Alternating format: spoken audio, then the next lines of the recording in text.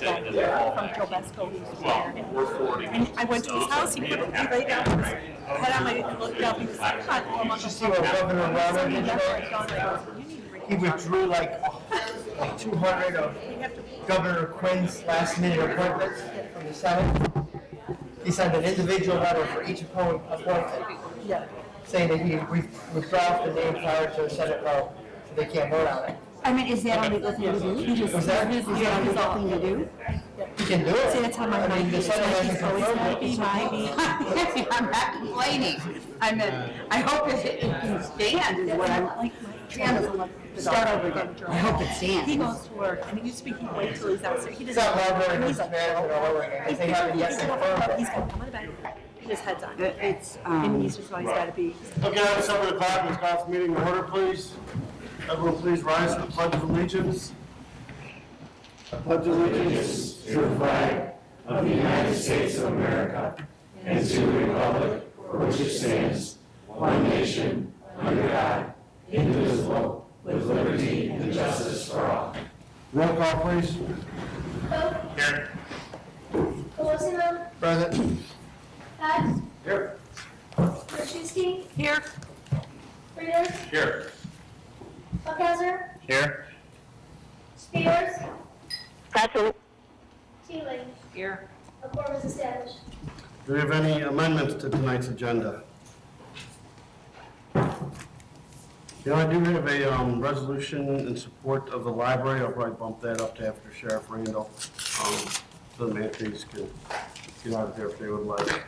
But first order of business is a proclamation honoring Sheriff Randall for his distinguished career. Sheriff, would you like to come on up here?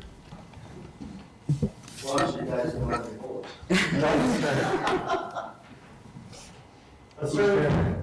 We just wanted to have you in to thank you for your service for all these years and for all that you've done for Kendall County and the city of Yorkville. So we do have a proclamation I'd like to read. So the United City of Yorkville Proclamation. Whereas Sheriff Richard Randall has served the United City of Yorkville and the residents of Kendall County with distinguished and outstanding service from 1968 to 2014. And whereas he was a member of the Yorkville Police Department for over 18 years, and he was Yorkville's Chief of Police from 1979 through 1986. And whereas he has served as the Kendall County Sheriff from 1986 through 2014, and whereas in addition to a career in law enforcement that encompassed a span of over 46 years, he was also a member of the Bristol Kendall Fire Department for 44 years. And whereas during his career, Kendall County's Public Safety Center was built at KenCom. The countywide 911 emergency dispatching system was also formed. And whereas Sheriff Randall has spent his career helping others. Now therefore, I, Gary J. Galinsky, Mayor of the United City of Yorkville, do hereby honor Sheriff Randall for his many years of public service.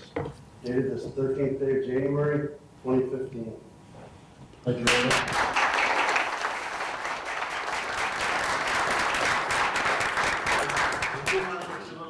And we didn't know what to get, guy who has everything. Your law is filled up with flags. Yes. So we just thought that maybe it would be nice to take your wife, who has also sacrificed all these years to serve the people of Kendall County, take her out for a nice dinner at Lakefield. Well, thank you very much. I really appreciate it. And I want to thank the city and the village. You know, back when I started here a few years ago, back when things were really bustling, and you know, it really has been a great career. And after 46 and a half years between, you know, law enforcement and the fire department, when it was below zero, no phone calls, no beeper, no running out to do something, you know, when it was really cold. So all of that, all the people that you have going out, you know, in the inclement weather, God bless them, because been there, done that, and it's nice to stay home. Thank you. And any plans on going someplace warm, or you going to remain in Kendall County resident? Oh, no, we're going to be there. I've got a PADS meeting to go to right now, right after this, but no, we're going to be around. Okay, thank you, sir.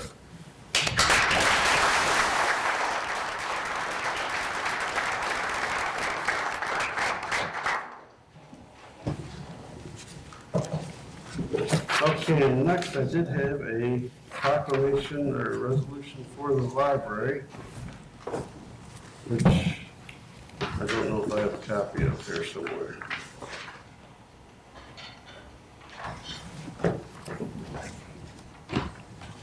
Bart, you don't have a separate copy of it, do you? Not offhand. Page 4. Here it is. You got it? There we go. Who's got it?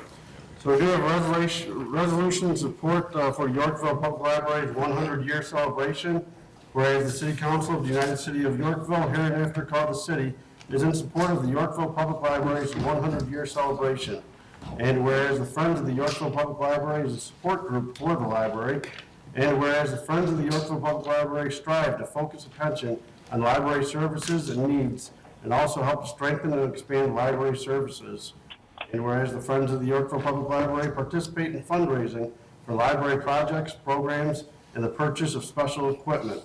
And whereas the Friends of the Yorkville Public Library will be sponsoring a kickoff event for the library's 100-year anniversary on Saturday, January 17th, 2015, from 9:30 a.m. to 11 a.m. in the Yorkville Public Library. And whereas Yorkville Public Library will be hosting several events throughout 2015 to celebrate the 100-year anniversary. Now therefore be it resolved by the Mayor and City Council of the United City of Yorkville, Kendall County, Illinois, that the United City of Yorkville support the events of the Yorkville Public Library's 100-year celebration, sponsored by Friends of the Yorkville Public Library. Passed by the City Council of the United City of Yorkville, Kendall County, Illinois, this 13th day of January AD. Could I get a motion to approve this resolution? So moved. Second? Okay, roll call, please. Teeling, Aye. Pope, Aye. Cott, Aye. Raiders, Aye. Spears, Aye. Colosimo, Aye. Bunkhauser, Aye. Wilczewski. Aye. Motion passes. I know, Ms. Mantha, you had some comments you wanted to make on this. If you wanted to do that now, that's fine. Okay. Well, thank you for voting for the library. And you have just about everything that I was going to say. And I am the president of the Friends. And I came to basically invite all of you this coming Saturday, as they said, 9:30 to 11. And bring your family, or family, when they can.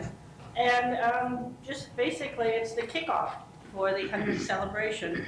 And this year, we will be having, every month, different activities happening.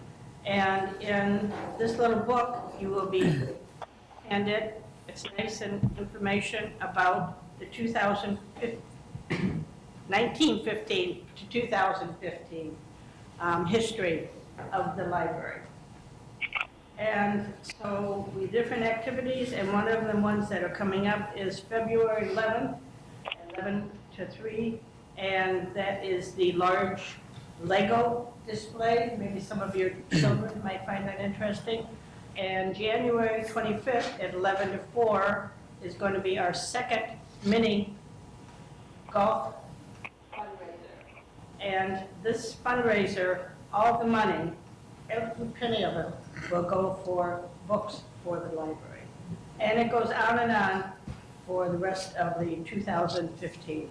So I hope some of you can come to some of the activities, and they will all be listed in the record library or record newspaper every week. So, thank you. Thank you. And Marion, did you sign the, Yes, I did. Okay, thank you. Okay, next, we have a presentation for the long-term water plan, but did we want to do the public hearings? Those should go pretty quick, and then court reporter can go. Anyone object to that? Nope. Okay, we will go, going to, let's see. Going to public hearing for the regular expansion proposed service area 2014-2. Is there anyone who would like to comment on this dormant SSA? If not, we'll go out of public hearing. And Heartland Meadows, we wanted to table that. So Heartland Meadows, public hearing is going to be tabled for 2 weeks. Public hearings. Next we'll go to our presentation. So we have Pete and Jeff from AEI that are going to talk about our long-term water planning.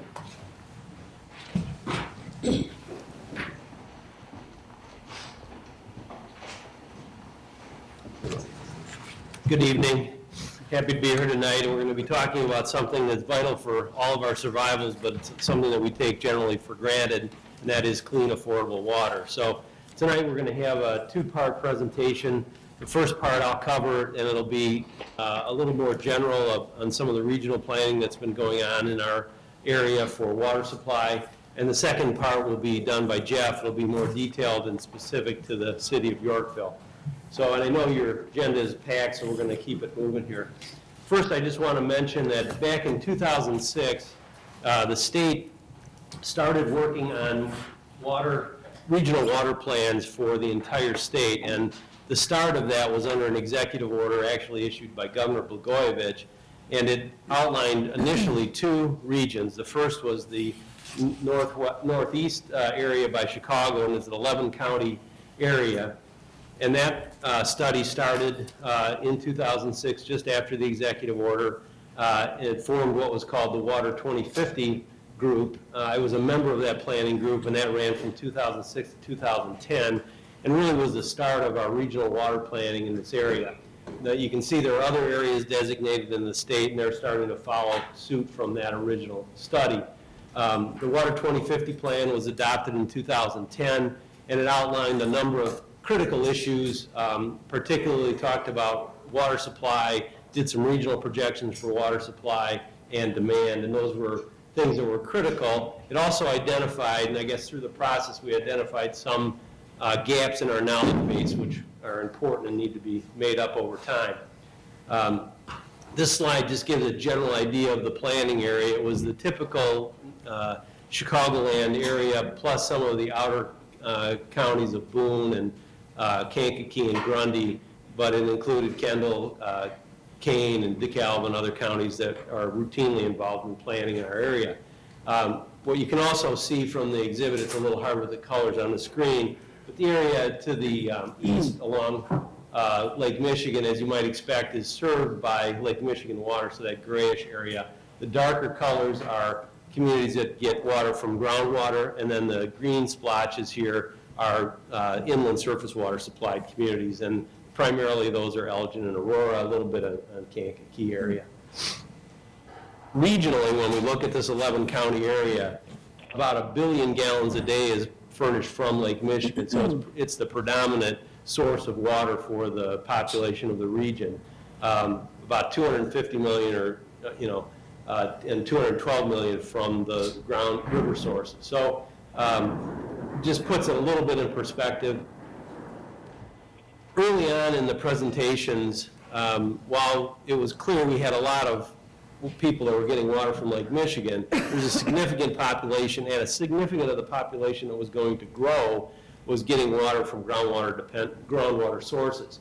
This exhibit was developed by the State Water Survey, and it indicated it was probably the wake-up call for the municipalities in the western suburbs that there was a time when the deep aquifer was oversubscribed to, meaning it was mined. Then Lake Michigan water was released to those western suburbs. It dropped below what was estimated to be the sustainable yield. But as the growth occurred in late 1990 and 2000, we started to creep up again above that sustainable yield. And what we saw was, again, an unsustainable resource. And depending on the future that was chosen, whether you had a high-use water future or a low-use water future, you could see that the aquifer was going to be impacted, and we were going to be withdrawing more water than we were putting into it. Well, that's just not sustainable over a long period of time, and that's really what started the notion of Northwest Water Planning Alliance and the formation of that group. The Northwest Water Planning Alliance is a sub-regional group. It's the counties of Kendall, Kane, DeKalb, McHenry, and a portion of Lake outside of the Lake Michigan users. It's approximately 80 communities, about 1.3 people. It includes Yorkville, of course, City of Aurora, City of Elgin, and others. And it was formed to try to concentrate and deal with this looming problem and to evaluate possible solutions and help provide science for it. It's a municipal-county partnership. It was formed by an intergovernmental agreement in 2010. It really took over where the Water 2050 plan closed. We have 14 elected public officials that serve as the executive committee, and they represent both the county government in those areas and the counties. We also have a technical advisory group, and I'm the chairman of that group, and we provide the scientific information and policy information to the elected officials for their deliberation. It's voluntary, and we're really centered around water policies and planning, and we've generally been an advocate for municipal interest because all of the groups out there, the municipalities are the ones that furnish water and have to understand the value of water, have to pass along rate increases to their residents, so they're key to any, in our opinion, they're always key to anything that happens in the water industry and should be on the front line of any of those decisions. We're going to talk about this in Jeff's presentation in a little more detail, but this graph, again, was kind of another wake-up call. It's a graph that was published by the American Water Works Association, and the idea behind it is that once you establish the capacity of your existing waterworks, at some point in time, based on your water use and population growth, that point will intersect. And when it does, you'll need to add supply or make improvements to your water system, and you'll have to invest. And then you reestablish a new point out here, and as your population grows, it meets that point, and you have to continually, successfully improve your system. Well, if you can reduce the demand of water by using water conservation and your per capita demand can be reduced, what happens is your demand curve now drops lower, and when that existing capacity meets it, it's out further in time.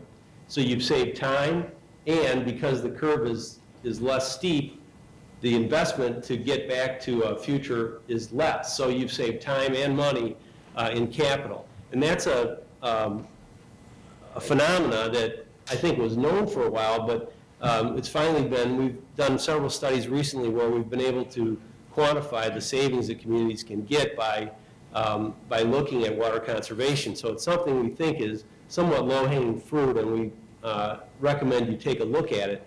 We're seeing some conservation happen whether we plan for it or not, and if you think about it, when you buy a new appliance, oftentimes that appliance is more energy efficient or more water efficient. So sometimes that savings happens without us doing much, but there are other programs that could be advanced to even go further and try to, again, push that curve out. The other advantage here is when you couple that with the fact that the deep aquifer is being mined, now you start to push out that scarcity element too, and you can go further with what the resources you have. And again, most municipalities want to supply the most cost-effective water they can for the longest period of time. So looking at these factors certainly we think is important.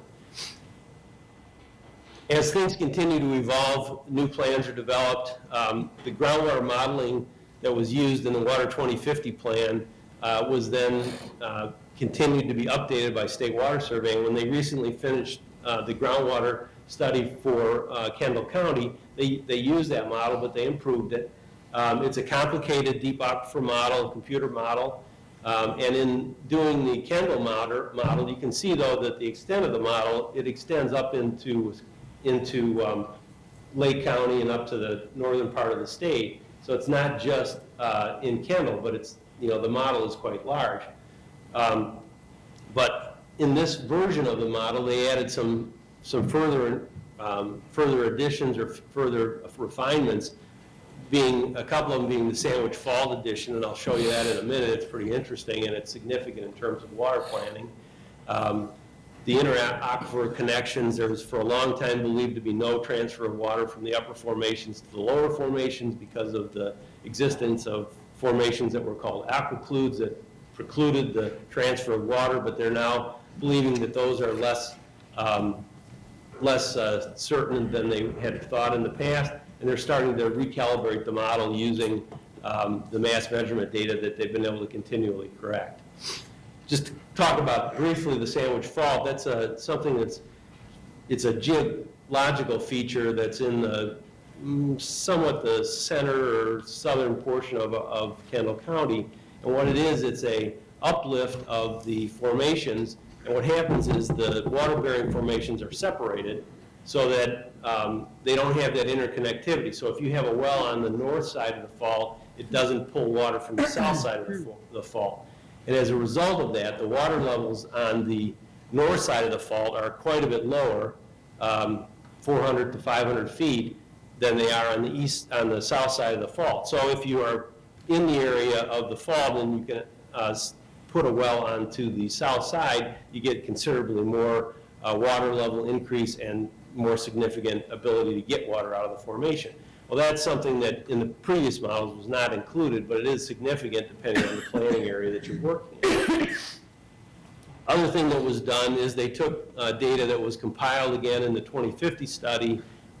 We had an extensive study for water supply demand and demand projections, and those numbers have been carried forward. They've been adjusted slightly, but they were based on projections that were done in 2005, and we certainly believe that there's reason to, when you start to look at more specific areas, that there's reason to do more detailed analysis. But for a regional study, it's certainly appropriate.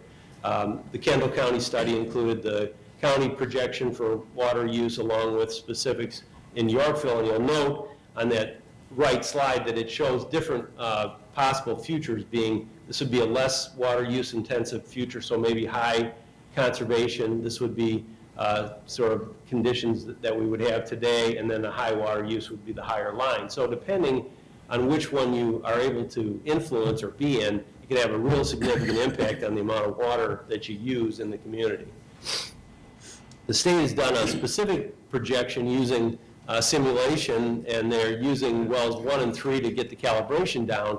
But you can see the top part here is the actual well readings, and then the model is the lines below, so it follows pretty close. Any simulation or model is going to be not dead on accurate, but again, for future planning, it certainly gives you the idea. Again, what happens here, we start doing some projections using a low water use alternative or high conservation, and you can see that depending on, again, the future that's chosen, you're going to get to the top of the St. Peter into this first water-bearing formation sooner if it's business as usual. But if you can delay it by conservation or other means, you're out a lot longer in time. So it becomes, I think, an important discussion to decide where we want to fit on that curve and where are we on that curve. There are some issues that happen if you get into the first aquifer. There's two primary water-bearing formations that we rely on. The first one's called the St. Peter Sandstone, also referred to as the Ansel Formation. And then below that St. Peter Sandstone, there's another deep sandstone aquifer called the Ironton Galesville. The Ironton Galesville has generally been the more productive, and that's where we would cite our primary withdrawal from any water in the deep aquifer. But the St. Peter Sandstone is still an important element in the continuum, and it starts to reflect that if you start to dewater that St. Peter, which is the upper formation, you may start to see some issues relative to desaturation. You might have some water quality changes. You might have some changes in flow of water and some things like that. So it's something you want to avoid.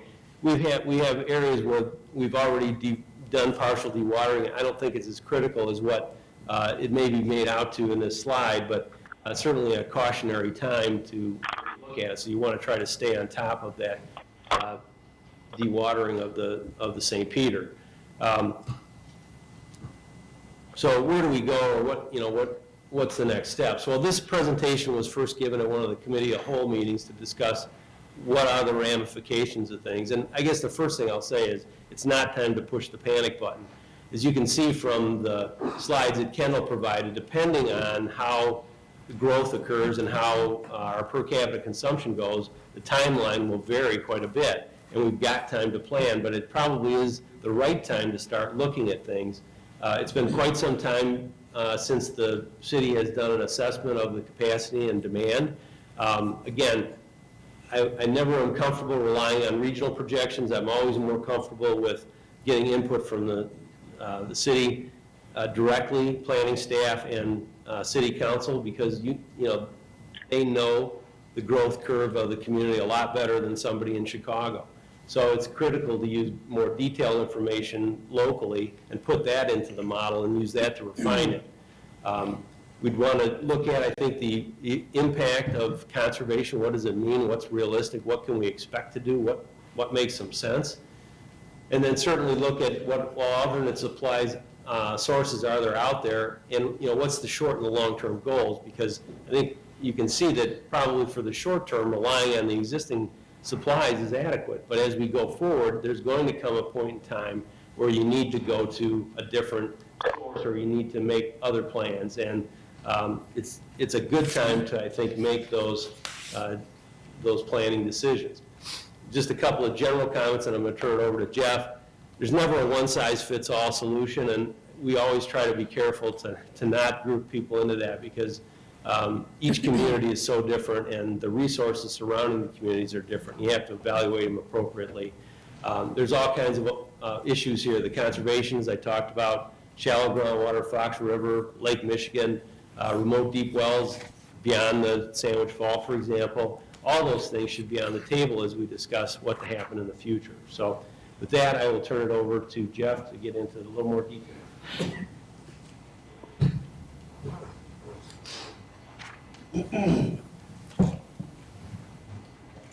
Okay, thank you, Pete, and thank you for having us out tonight. As Pete indicated, we're doing this in two parts, so I get the second part of the short story, which maybe one engineer following another engineer is more like a horror story, but we'll try to get through this quick.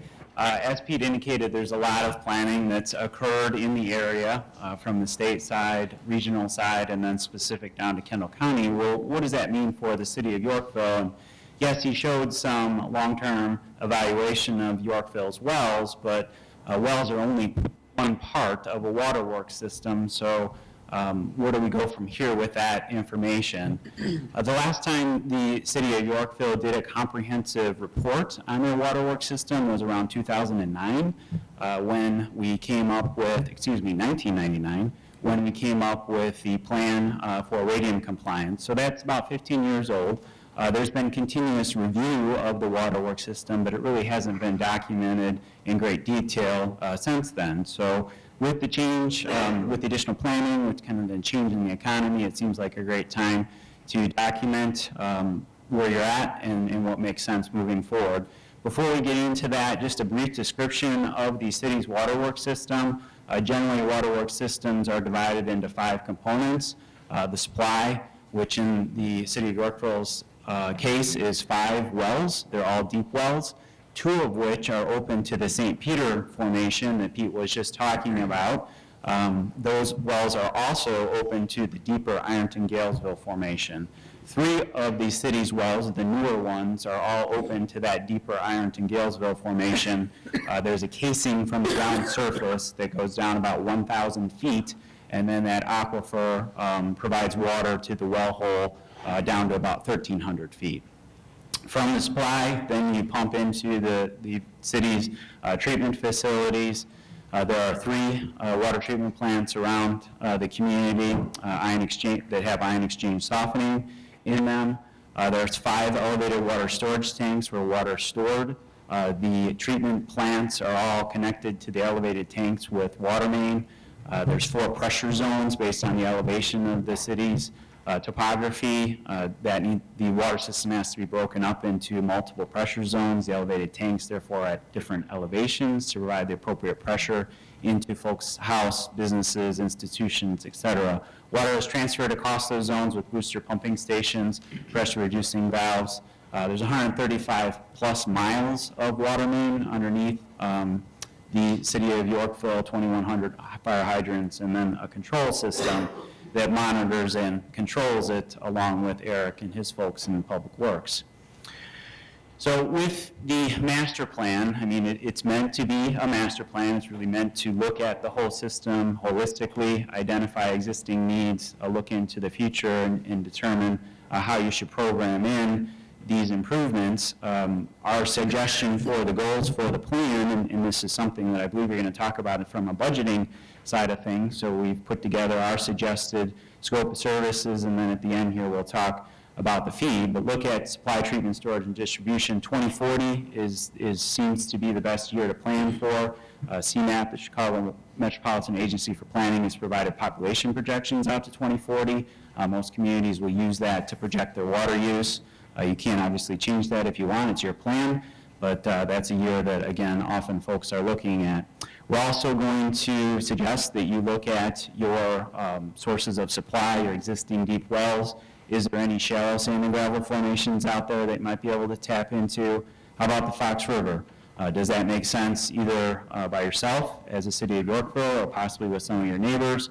And what's the and Lake Michigan water as well could be a possibility. It's not real close to the community, but it seems wise if we're doing this comprehensive review to see what the cost would be to bring Lake Michigan water to the city of Yorkville, with the ultimate goal of finding the best, most cost-effective, long-term sustainable supply. With that, as Pete indicated, we look at water conservation along the way to determine how that affects the 5 components of your system. We would also update the water model. It's been a while since that's been updated. Certainly there's been a fair amount of growth in the city. That needs to be integrated into the model and evaluate if there are any distribution issues. Also use that model to plan out how the distribution system would be expanded to other portions of your planning area. We would look at, once we come up with all the improvements, we would assign it or put it into a phasing and implementation plan so that that could work within your CIP. Also suggest that you look at your connection fees while you have these costs to determine if they're consistent with the long-term expansion of the system. And then, like we suggested or have already commented on, is possibly looking at joining with some of your neighbors, such as Montgomery and Oswego, to see if you might want to go after a supply source together, which most likely would be treatment as well, and see if that makes some sense. And when I'm talking about that, I'm pretty much specifically talking about the Fox River. In the overall approach, our approach, I'm sure you've seen it before, do several work items to build the information, sit down with staff, sit down with any of you folks that are interested, go through it. Does it make sense? Once we agree that it makes sense for you, then we'll move on to more work items and continue to have progress meetings along the way, and then at the end, work through the presentation as well as a report. Just walking through the process briefly, I'm not going to hit all the highlights here, but just to give you the idea, the first step is to do the characterization. We did it very in general terms, but on the first slide there of my part, but we would get into the details of all your components of the system to make sure there aren't any operational issues that have arisen. The hydraulic profile of your system, again, you have a lot of topography in the city, so we would confirm that the one that we have for you makes sense. Look at your study area, what all areas are we going to plan for, and look at your water use. On the right there is a couple of slides from previous reports that we did. The one in the upper right is the city of Elgin's Fox River Water Treatment Plant, the Riverside Water Treatment Plant, and then the hydraulic profile below that is Algonquin's. With the with population projections, then we can look at your water use projections. The current trends is your baseline scenario is kind of business as usual. We can integrate water conservation considerations there and rerun those water use projections to see what that lower green line on that previous chart that Pete was referring to, and then run our needs assessment calcs to say, now that we have these 2 different water demands, how many wells would we need, what type of storage, or how much volume of storage, treatment go with the wells, et cetera. In addition, we would look at the system from the regulatory side of things, do a regulatory audit to make sure that you're meeting the existing regulations. Is there any in your future that you might be challenged with, or any potential future as well, so that we can build that into the overall plan. Sustainable source water assessment, the folks that did that for Northeastern Illinois as well as for Kendall County were the Illinois State Geological Survey and the Illinois State Water Survey. We're proposing as part of this process is to have them involved. They have those nice 3D models already prepared for the area. We've worked with them in a number of other communities to do analyses like these We would evaluate your deep aquifer, but we would also look at the Fox River. There's certainly a capacity of potential withdrawal capacity in the Fox River. They have models that are developed to look at that option, and if in fact it makes sense to go to the Fox River, how much can you actually take out without affecting other uses within the river. And then lastly, again, suggesting looking at Lake Michigan water. Once we get everything together, our plan, and I realize it's not showing up real well on the exhibit, is have one nice exhibit that actually shows this is where a well is going to go, this is where your 16-inch diameter water main is at, this is where we're looking for water towers, this is where your water treatment plants go. It pulls everything together in one exhibit, so if a development, for instance, were to come in and you need an elevated tank, you know exactly where you want it, then you can identify that to them right up front and identify what size water main is required. We'll also look at potential Fox River intake and water treatment plant sites here. Where are there sites that are close to the Fox River that might make sense within the city of Yorkville's water system, but also regionally, if that's an alternative that you want to look at. And then lastly, like we said, the water main network throughout that planning area. The water model will be used to evaluate how water is distributed across your system. We use that to determine if there's any fire flow issues. There are target fire flow numbers that you try to achieve based on land use. We use that model to help us determine if there's any problems right now, and then use that model to look at future scenarios, including using your current system with multiple treatment plants or possibly going to one single Fox River water treatment plant. Once we get all that information together, we'll put it into different buckets of time for your phasing and implementation plan. Usually 0 to 5 years is the starting point for one bucket, 6 to 15 years, and then the time period after that so that you can slide those numbers into your CIP. We will do that for the current trends, again, your baseline water use, but we'll also do it for the less resource intensive, which is that lowered demand scenario where water conservation is integrated. And then as part of that, we'll also look at the connection fee. Once you have the cost for business as usual water demand and the cost for your less resource intensive, you can simply subtract the current trends from the less resource intensive, and that quantifies what cost savings you might be able to see. On the right, I have a couple tables. The city of Elgin, essentially all these scenarios, Elgin, Algonquin, I'll talk about Huntley in a second, planned out to 2040. The city of Elgin, if they were able to reduce their water use about 17% over that time frame, we suggested they're able to save $16 million in reduced amount of supply. Their treatment plants already have appropriate capacity, but they can save on storage as well. Algonquin, if they're able to reduce their water use by about 15% over that time frame, could save $6.4 million in improvements within their system. The most recent one that we've been working on this past year, and are finalizing the report coming up here, was the village of Huntley, which I would think is somewhat similar to the city of Yorkville as far as population and how the system is set up. If they're able to reduce their water use by about 14% across the village of Huntley, they can save $30 million in not having to put in 5 new wells and the treatment plants to go with them, and 2 elevated tanks that would have been needed if they do business as usual, but if they're able to do just a little bit of conservation, then they can significantly reduce the capital investment.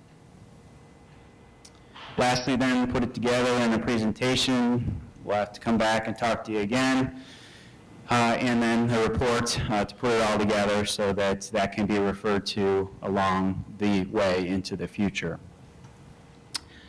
Again, all that was more focused on Yorkville and how you guys can plan your own future based on the resources that are available to you.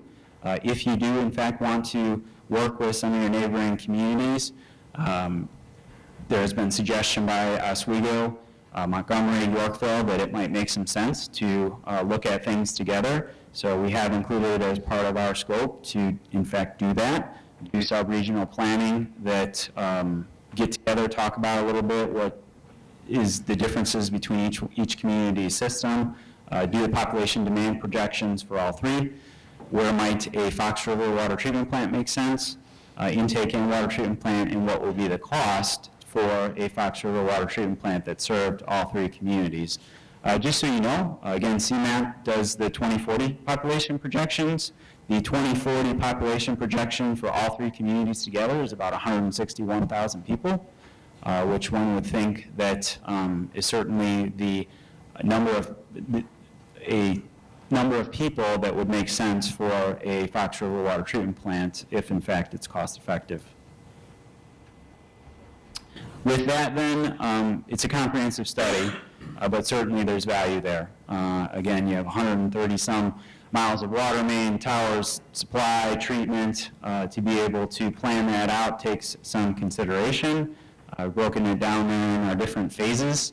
Overall, with the total cost for our suggested fee that I believe again will be discussed from a budgeting perspective. The red item there, the sub-regional water supply and treatment planning, that work item is the work item where we suggest that you work with Oswego and Montgomery. One would think that if they're interested in that you would be able to split that work item amongst the three communities. With that then, Pete and I are available for any questions. Thank you, Jeff. Sure. Does the council have any questions? I got it. Yes, sir. Is Plainfield pulling from Lake Michigan right now? They are. There's a distribution main that comes out and serves them. Then how does their reclamation work? They have their own reclamation. They do. We don't work for Plainfield right now. My understanding is they have local wastewater treatment facilities, so it's sent to their local receiving streams. So I guess my question here is, like, where does the YBSD kind of fit into all this conversation? Would they be involved in any of this conversation? They could be. Let's see, from the supply side of things, the Fox River intake more than likely would be upstream of them and upstream of the dam. Right. So I guess I'm kind of looking at this not from just what are we using, but what are we putting back in the box to give to everybody else that's south of us. So kind of what I have imagining is that, okay, Aurora pulls water up here, and then Fox Metro puts it in down here. Mm-hmm. And then we're kind of in the middle, and then we put all of our stuff south of the city and it gets washed out.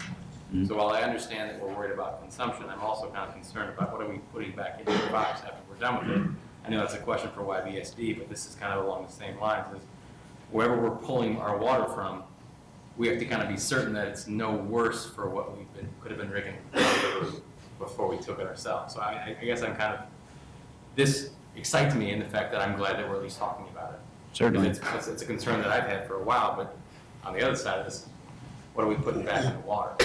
Sure. So along with this, well, I think this is a great idea, and I would love to move forward with it. I think another issue that we should kind of bring into this is how are we going to make sure that the water that we're drinking is what it should be, as opposed to what everybody else has been dumping back into the water supply.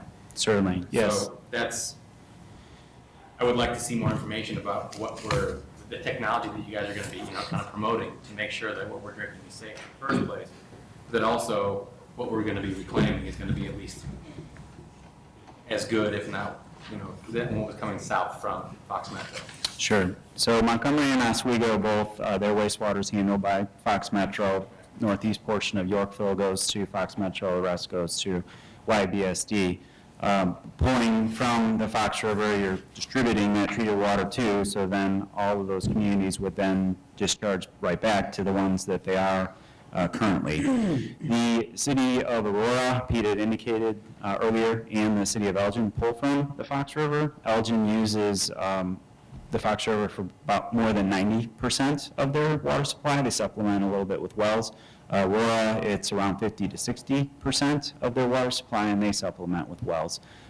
Certainly the Fox River is treatable, and you would have to put in the appropriate treatment for the drinking water supply to meet the regulations and customer satisfaction, et cetera. Ultimately, whatever you're taking out, depending on the treatment system that you put in, might go into the sanitary sewer. It might actually go into residuals in more of a solid form, and then you get rid of it. So and you're not really adding much to the water, if any, in the treatment process. Whatever you add, a lot of times you're taking out. Right. So we don't see that YBSD or Fox Metro would get anything worse than what you're seeing, and therefore discharging back into the Fox River wouldn't be anything worse. Might actually be a little better because we treated it to some degree. Yes, sir. As a follow-up to that, if Plainfield has Lake Michigan water, does that include Kendall County Plainfield has Lake Michigan water? So we already have Lake Michigan water into the county? My understanding is that the whole village of Plainfield is served by Lake Michigan water. At one time, they had deep wells, and that they had converted over to Lake Michigan. One of the main issues with Lake Michigan water is you have a really long pipe when you start getting to Plainfield, and along the way, you've got pump stations that have to pump that water. So if you're trying to expand further to the west, the question is the pipe big enough to serve everybody to the west? Are the pump stations big enough? Is withdrawal from Lake Michigan an option, which it seems like there's available allocation. But oftentimes, if you have major users on the fringe of that system, it takes a pretty significant investment to upsize the pipe back to wherever it needs to be, and then possibly pump stations as well. Okay. Sort of, so I know in the Public Works, we had this discussion. Also, if you're pulling from the Fox, you can't pull more than what they allow you to pull out of the Fox, especially so if you had a drought season, you're going to have to supplement the amount you pull out of there too, just so everyone's understands that. Right. Very good point, Buckeye Ken. That's right, Ohio State did win. Yes, you need to have that contingency plan in place. We've started to brainstorm on some of those issues, whether you're able to keep some of your wells, even maybe some of your current ion exchange water treatment plants in line to be able to handle that situation when you can't pull from the Fox, whether you just daisy chain some of those wells that would supply water to potentially a Fox River water treatment plant. Again, that's what Aurora does. Elgin has some as well, is another option, but those would be considerations as part of this study. And Aurora's not looking to sell us any water, right? I can't say for sure. I don't know. I mean, I've not had the conversation with them. It just seems like when you're talking about like a drought year, it makes more sense to have more options than to only have the deep well and go, yeah, well, buy some Hinkley and Schmidt. It's kind of a scary situation to imagine. But when you're looking at it, so 260 grand for an idea of where we're headed. Does the state have any grants that you're aware of that you can kind of get a little bit of money to kind of help back, since we are kind of jumping ahead of the gun? We're not under the knife right now. It wouldn't make sense that it would be kind of From the planning side, not so much. I mean, not really grant dollars. What our recommendation would be is to develop this plan consistent with the IEPA loan program, which then if you're going to use the plan and implement improvements within the plan, then you can secure low-interest loan dollars from them. It is still a loan, but the current interest rate is around 2% versus, say, a municipal bond issue. But as far as grants go, there's just a few and far between these days, it seems, especially on the water side, unfortunately.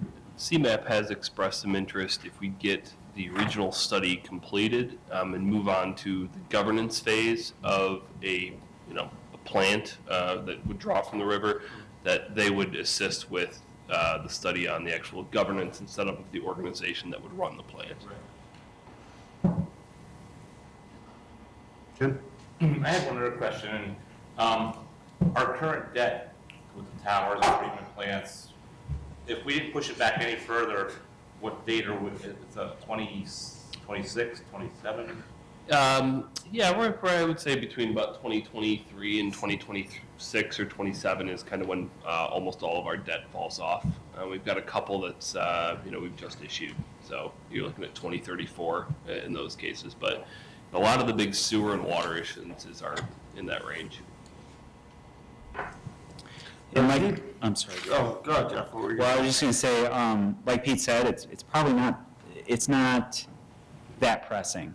So, for instance, if you say that the Fox River makes sense, it's probably not something you need to integrate in the next 5 years, maybe not 10, maybe not even 20. But it's wise to talk about it so that if you're putting in new wells, new treatment plants in that time frame, you think about how it might be integrated into that overall plan. Sorry, Gary. Well, we know that these aquifers are getting drawn down faster than they're recharging. I know Pete said it's not time to hit the panic button. Any idea when you hit the panic button? I mean, are we looking at 40 years from now, 50 years? I mean, without doing a study off the top of your head, any idea when we would be in trouble? Gary, I think the best indication, sorry, put the shield back on the projector, but I think probably our best idea of that is the work that State Water Survey has done in in the Kendall study, and depending on, again, the future that's chosen, if you take that least use path, you're down here at 2040 before you start dipping into the top of that aquifer. So that might be your best case scenario. But that's why we'd like to engage the State Water Survey to do specific modeling for Yorkville using more specific information, our population projections, our water demand population, and see where that lines up. Because that's the thing that we've always worried about for the communities we represent, is having that roadmap to the future, and when is it time to make the turn, and it's critical. Because there's so many demands on the communities for money that you have to make those decisions, not when you want to, but when you have to. And I think that modeling helps us get there as best as we can. So, tonight, that's what I would say. If you use more water, then that timeline, diminishes, and you can see that you start to dip in, 2025. So it can have a pretty significant impact. So that's the best we can do now. And again, those models continually get refined as the state learns more about that. Okay, in your presentation here, is that something we can put on our webpage or maybe link to your webpage so citizens can get access to that? Sure, I'm sure we can convert it to something that would be manageable for the website. Okay. Any other questions? Mr. Mayor? Yes, sir.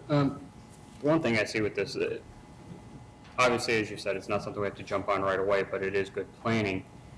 There's some pretty significant policy decisions that we would potentially have to make here in order to achieve a lesser intense program, which would be the water conservation, putting greater restrictions on our construction and our methods that we allow for new home construction, new businesses, and then, gray water systems.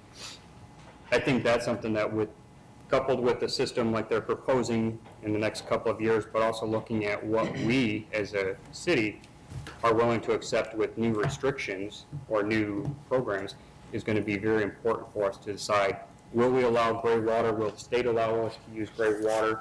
How can we better use what we have already being pulled out of the system? And I think over the next 2 to 5 years, that's something that this council has to be looking at, as well as the long term of our infrastructure. But policy locally here, what are we going to do? How are we going to achieve hitting the less intensive system? And Alderman Funkhauser makes a great point. And one of the things we did in Elgin is we identified a palette of options for the city of what they could do for water conservation, be it water reuse or high efficiency toilets. And we looked at each one of those and decided what's realistic. Where can we actually, some of them just aren't attainable and aren't in the mix. But as you select them and you make rational decisions, again, based on your citizens, how you operate, what you start to see, and I think we identified about 17% of reduction, but it was over probably 15 different items that we looked at. And that was part of the planning process that we're proposing. So, it helps you make that policy decision by seeing which ones are actually going to be doable and which ones are not even practical, So it's sometimes not easy, but I think there are some things that are a little more obvious than others, so. Another kind of thing that is strange, they were talking about encouraging people to conserve water, but I've sat in admin meetings where we're encouraging people to use them so that we can get more revenue to pay for more roads. So it's kind of like this never-ending circle of, okay, yeah, we want to save water. Oh, yeah, we need that money. Well, where are we going to get that other money for the other road projects? So I'm glad I won't be able to sleep for a while, so thanks, guys. Well, I mean, one thing to consider is part of the reason why we do this, to really quantify. I mean, certainly some people are like, well, you know, it's water, I should be able to use as much as I want, but those folks that are using that more than really they need to, it costs only $30 million to put in the improvements to do that.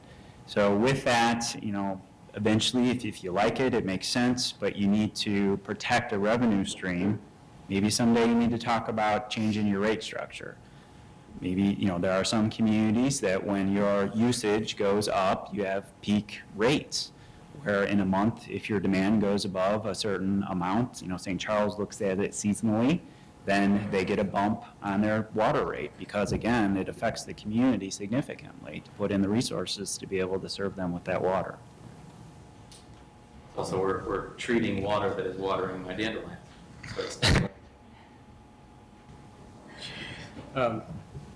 How much community education do you guys do with these types of processes moving forward to educate communities? We have a very privileged society when it comes to water. We take it for granted, and this, you know, in 20, 40 years, there could be a cultural shift of how we use water.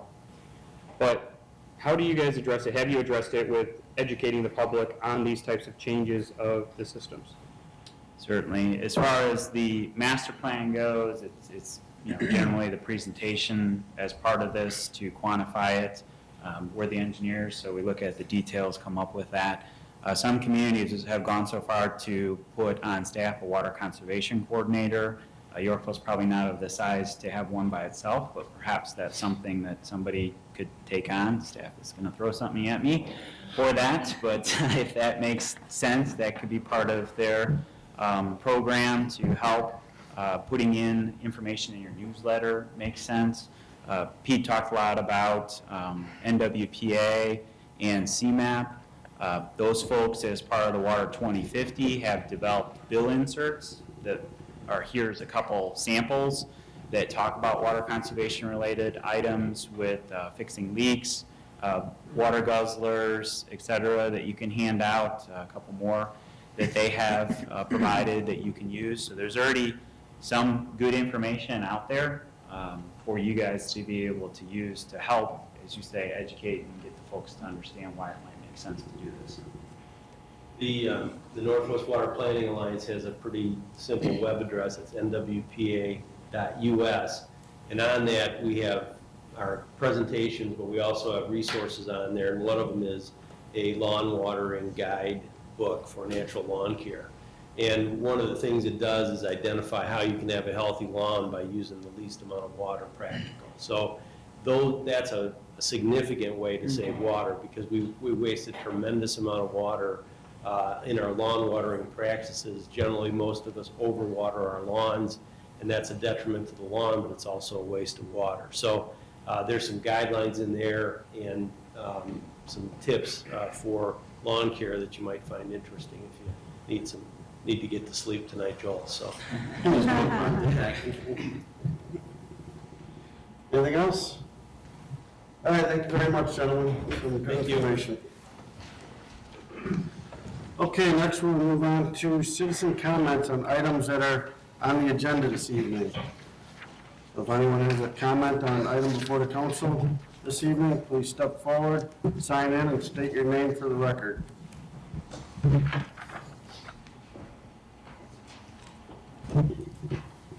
Hearing no citizen comments, we will move on to consent agenda. There is one. Oh, you have a comment? Okay.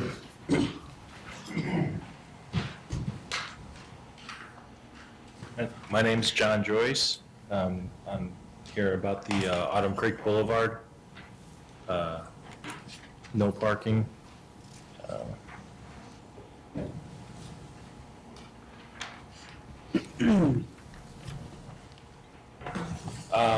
Simple, my comment was that the complaints with the Autumn Creek parking have been because of the after-school or summer league programs, either the baseball or the football or whatever other camps there have been. And there were several complaints that were made, and then we got this letter in the mail saying all of the whole one side of Autumn Creek was being talked about, had no, for no parking. And really, it's just a 2-block area that the problem is. There's currently a seasonal parking restriction already there that is from April until, I believe, June, Monday through Friday, 5 till 8 p.m. And the problem is July, August, September, even to October. So really, the rest of the street, yeah, it would be, you know, there's cars that park there occasionally, but not that much. But really, it's that 2-block stretch that's the problem. So simplest solution, you could just take down those little June through, or April through June signs, make it through the whole season for the whole year. If you want to go another step further, make it no parking all the time. But if you make it no parking all the way through, there's 1 block that actually has houses that face Autumn Creek Boulevard. And it's the only section that does, and that's from Kennedy to Midnight Place Drive. And in that section, there's, I'm one of the houses, then across the street, and then 3 more houses they're building right now, so they haven't even moved in yet, and then 1 more on the corner. So there's 6 houses there on the 1 block.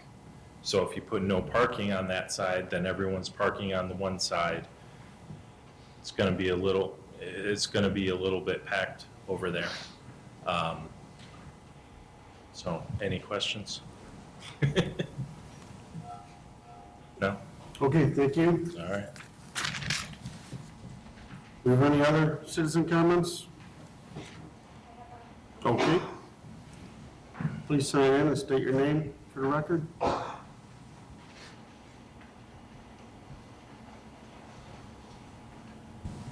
Hello, I'm Kim Starr. I also live in Autumn Creek Boulevard subdivision myself. I'm actually for the parking ban, reason being because the road is very narrow. And with the amount of children that live in the subdivision and children that are transported to the subdivision for school, whether it be school itself or after-school activities like football and baseball, it gets very crowded. And I don't know if any of you have ever driven down the road yourselves, but it's very curvy. And coming off of Kennedy Road, there is a pretty significant incline. So that block that John was speaking about, it can be very dangerous coming off of Kennedy onto Autumn Creek. Visibility can be poor, and you can have a hard time seeing who might be coming at you. So when you have parking on both sides of the street, it's going to make it very dangerous, especially at the park itself. I've had a couple occasions where parents are there with their children and they'll open the door and you can't quite see who's coming. You could have a kid run in the cars, and if you have somebody else coming in oncoming traffic, where are you going to go if you can't necessarily slam on your brakes? You could either swerve and hit the oncoming car or potentially hit a child. So I think this is a huge safety issue, and I really think we need to consider allowing the ban to go through. As much as it may inconvenience some of the houses who actually live on the street, I think we need to look at it more as a safety issue than anything. Thank you.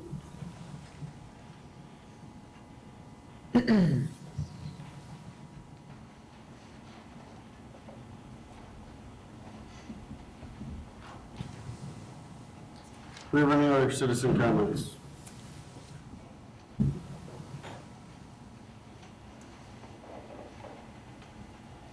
Hello, my name is Damaris Augustin. I actually live across the street from John Joyce. As Kim Starr had stated, it is mainly the school area where I feel like it is the biggest issue. So there are a lot of cars parked across the street from, by the park, by the school, everything along those lines. Right now, there are 3 houses still under construction, which is causing a lot of issues and causing a lot of the blockage and a lot of I feel like that's the main issue right now. And once those houses do clear up, I feel like that problem won't be as significant. having the band across or all throughout Autumn Creek will force us to park on Midnight Place, which isn't that big of a street to begin with, especially since right around the corner is the mailbox, which obviously we can't block. So it forces us, I myself have a big family, so when family gatherings and everything along those lines, and if my neighbors happen to have the same thing, we're forced to park on the opposite side of the street, which also has all the fire hydrants, and there's certain restricted areas that we can't park, so it limits the parking to pretty much nothing. I myself have a big family. We have 5 people who drive cars. We have 5 cars in our driveway and garage.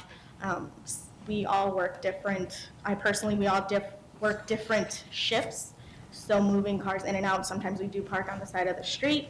It hasn't affected anyone that I know of, so I don't think it should go all the way, and if it does, I feel like the street between Midnight Place and Kennedy should be not included in that band.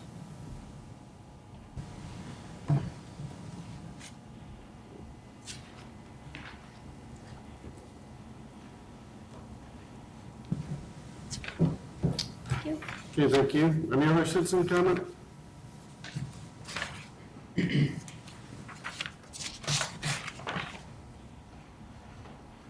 Just make sure it's clear, this isn't a comment regarding what the last 3 people have spoken with. No, as long as it's something that's on the agenda. Oh, okay, I'm sorry. If it's not on the agenda, you'll have an opportunity towards the end of the meeting. Any other comments on items that are on the agenda this evening? Okay, hearing none, we'll move on to consent agenda. I'll entertain a motion to approve the consent agenda. I'll move. Second. Roll call, please. Colosimo. Aye. Vilshewski. Aye. Spears. Aye. Frieders. Aye. Funkhauser.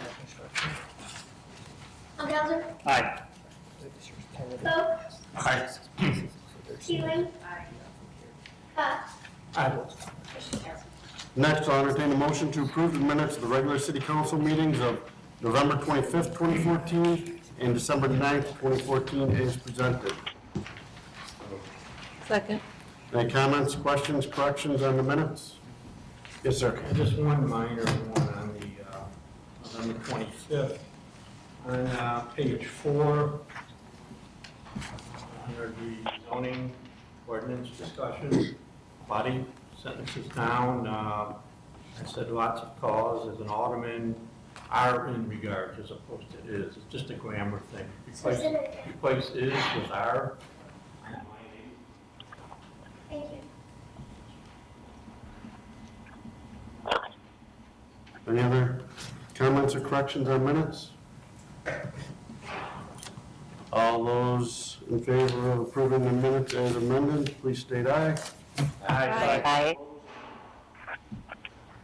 Okay, moving on to mayor's report. I'll entertain a motion to approve the mayor's appointment of Adalma Stevens to the Comprehensive Plan Steering Committee as one of the resident representatives.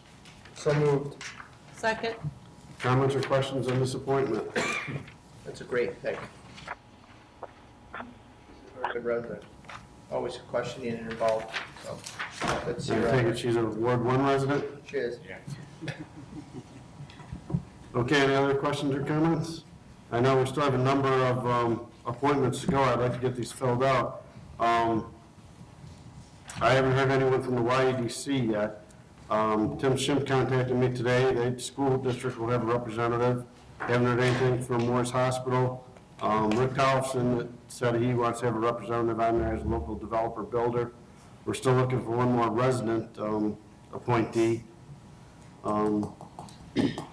So have you had a library board meeting at all since our last meeting? Not, There was one this month that I missed. I went to December, I didn't go to Okay. January. Well, maybe you want to reach out to them part again and see if they have anyone they want to put on this committee, because I know we want to start getting meetings going pretty soon here. Next week. Okay, if there's no more questions or comments, roll call on that appointment, please. Funkhauser. Aye. Vilshewski. Aye. Teeling. Aye.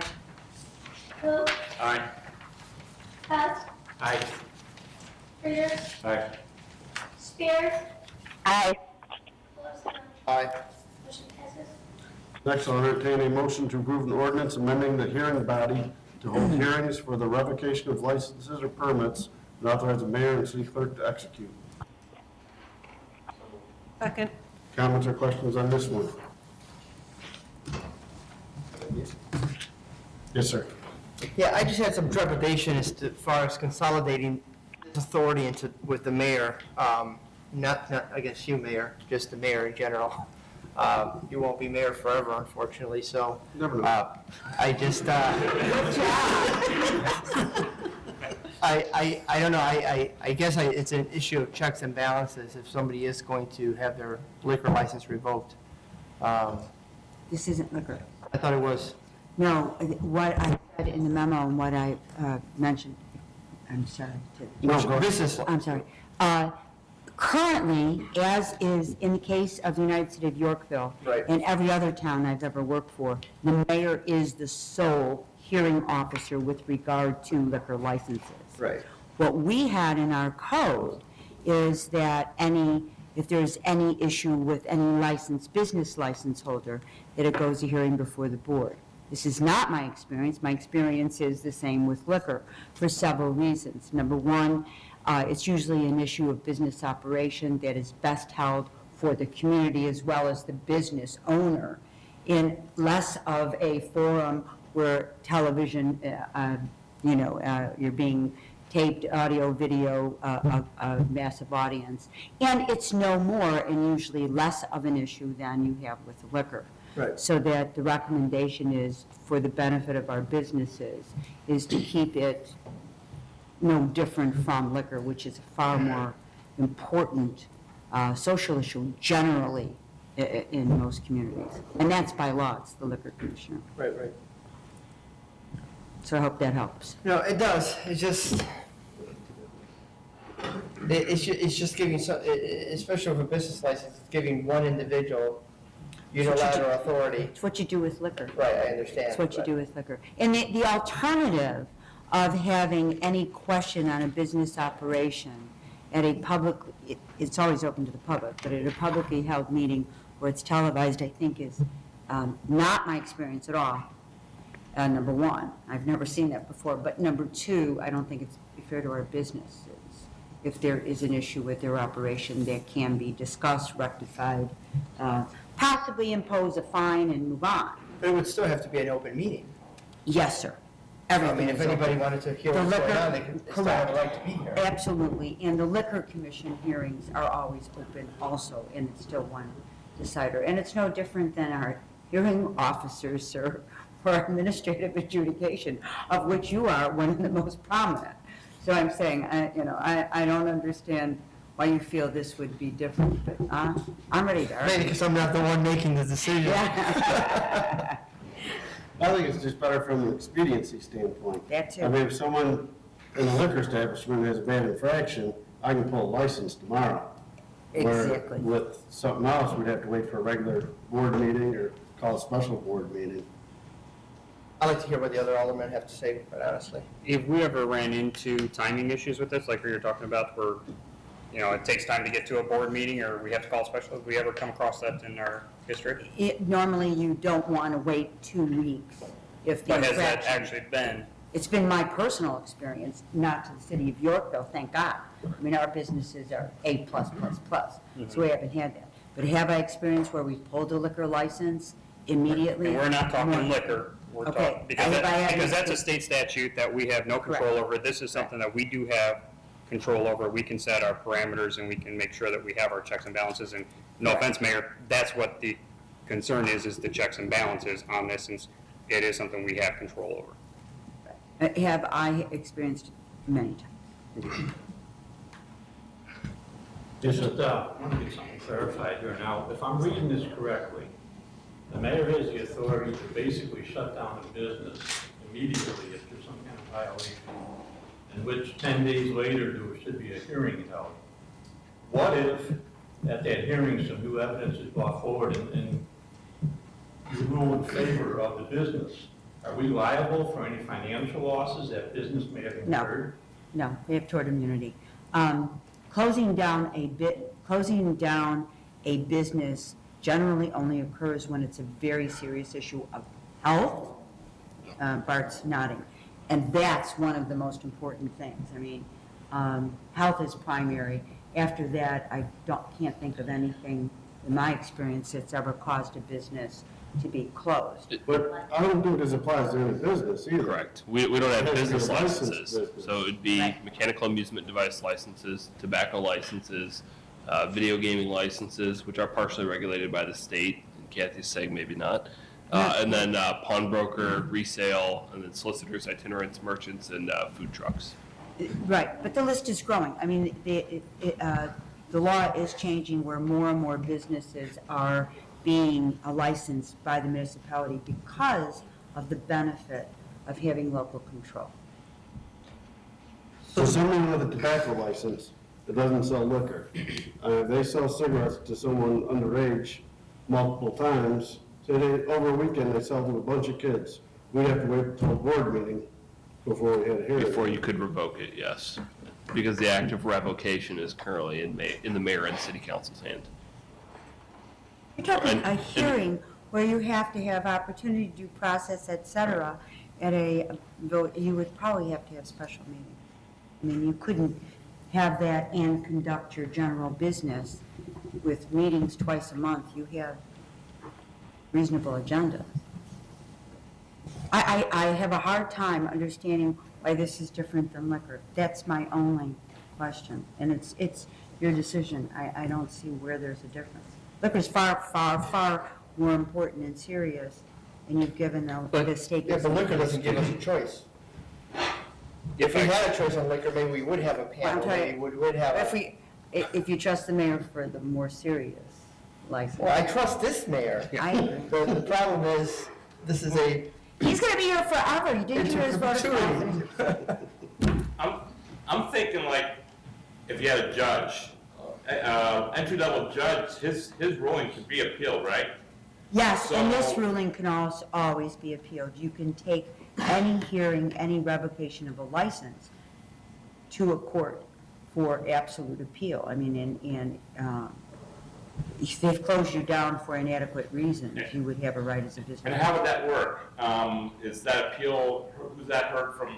If someone who wants to appeal the decision, It would go to the circuit court. If it's a liquor commission, a liquor commissioner consideration, it goes to the Illinois Liquor Commission. If it's a regular business, it would go to the circuit court of Kendall County. so we're not part of the appeal as a council. Dan, do you have something?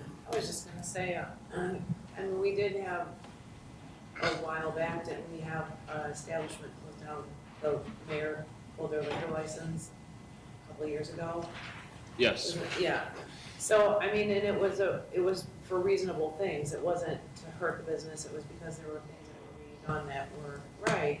So I don't think that, I think this is the same thing, I don't have a problem with this, I think it's the same thing. And then there is a hearing to, bring this up, you say they go to the circuit court after they license. In a this liquor, you bull. go to the Illinois Liquor Commissioner. It's Right, always- exactly, so yeah, I think it's the same thing and probably would not even happen. I just don't see this as a problem. It's not like they're indefinitely full. Anything else? Roll call, please. Wilczewski. Aye. Teeling. Aye. Vogt. Aye. Beck. Aye. Friers. Aye. Spears. Aye. Colosimo. Aye, I guess. Lukatzer. Aye. And just so you know, it's not me on a power grab, this is a suggestion from our city attorney. No, I didn't think that for a Yeah, you second. can be mad at me, but this is the general format in most municipalities. Okay, we did our 100-year celebration for the library. Next is Public Works Committee report. And Dan, I will hand this off to you. Okay. I'd like to make a motion to approve an ordinance amending the code of ordinances regulating on-street parking and authorize the mayor and city clerk to execute. Second. Comments or questions? Diane made the I made the motion, motion. Jackie seconded. Yes.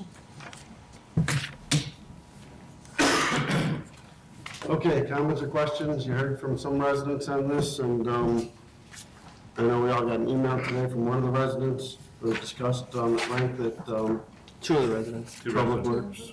Okay. So any comments or questions on this? Yes, sir. Yeah, over the summer, we had something kind of similar in Whispering Meadows where the people that lived off of the street in question were the ones pushing for it. People that lived down the street are like, why are you gonna do that to me? And going back and forth with that, I had one person who lived on the street and then 4 or 5 that lived off of the street. And it actually made more sense when you hear the resident going, you really can't do that to me. Like it's a quality of life issue for that guy. So in this same instance, while I understand that there are issues when you're dealing with schools, activities, after-school activities, summer activities, an awesome park over there, which I've used myself, it doesn't make sense to me to have people that don't actually live on the street have a direct impact that weighs more than the people who actually have to deal with this every day. And coming from a household right now where I don't have a lot of cars, I did live in one all throughout high school, and if anybody ever came up and said, yeah, well, you can't park on that side of the road, that would severely limit the ability for me to be able to use my vehicle at that age. So I don't think it makes any sense to go any further. I mean, I think it makes sense to pay attention to it, like we are with the Allendale situation, but I don't want to force on people who are actually using the house and the property around it that they are allowed to use when they purchase their house, and just yank it away because there's a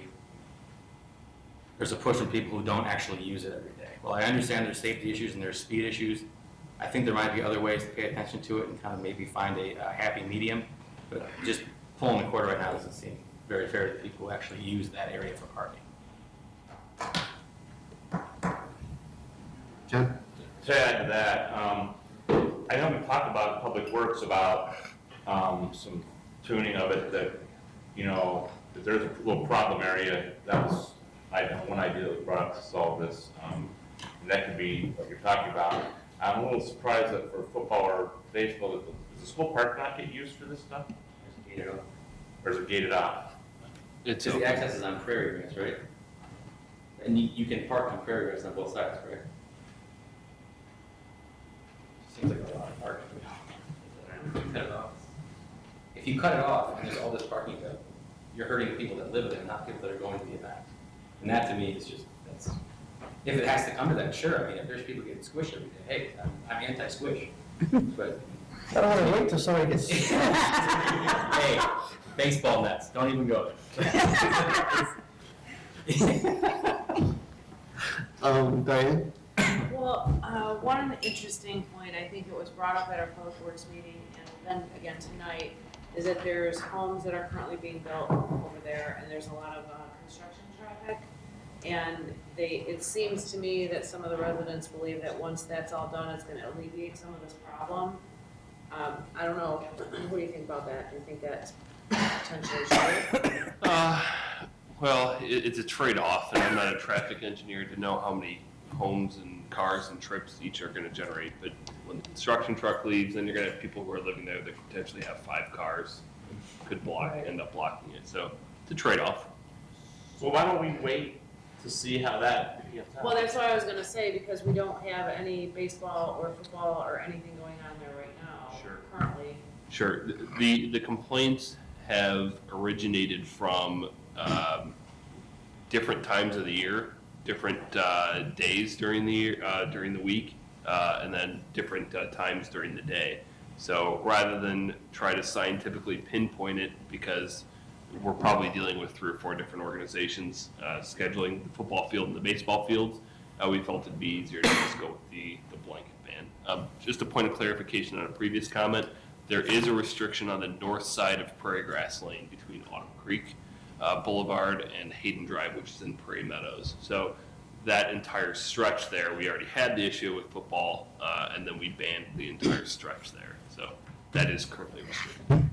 Well, that's one of the unibrows, though. So it's like, I know you don't like my description, but that's a vision issue. I mean, coming up this incline, yeah, it's not ideal, but if it was, I'm not saying add more signs because those are also a distraction too, but it's very small. Yes, sir. Well, I mean, I try to make everything kind of a weighing cost-benefit analysis here as far as what the detriment and what the inconvenience is for what the gain is. And the problem with not having the restriction between Midnight and Kennedy is that that's really the entrance. That's where everybody's coming in. Initially, they're coming off of Kennedy, and that's, boom, the first place they hit when they turn into there. And it does have a bend, and an elevation change. So I do have a concern from a public safety point of view. And then I look at the detriment and the inconvenience to the residents, the 5 or 6, houses that are there. I mean, they can still park on Autumn Creek. They would just have to park across the street. So it's not like we're blocking off Autumn Creek completely. You can still park on Autumn Creek, it's just going to have to be on one side. So when I think of the inconvenience of having to cross the street to go to your house versus, the possibility of the blind spots or, congestion or traffic or, God forbid, squishing, as Alderman Frieder puts it, my vote leans towards trying to ban and see how it works. So I'm going to be voting for it. Chris? Carlo hit one of the key items I was going to address. This is the main entrance, the north entrance of this area, and it comes in right on a school route.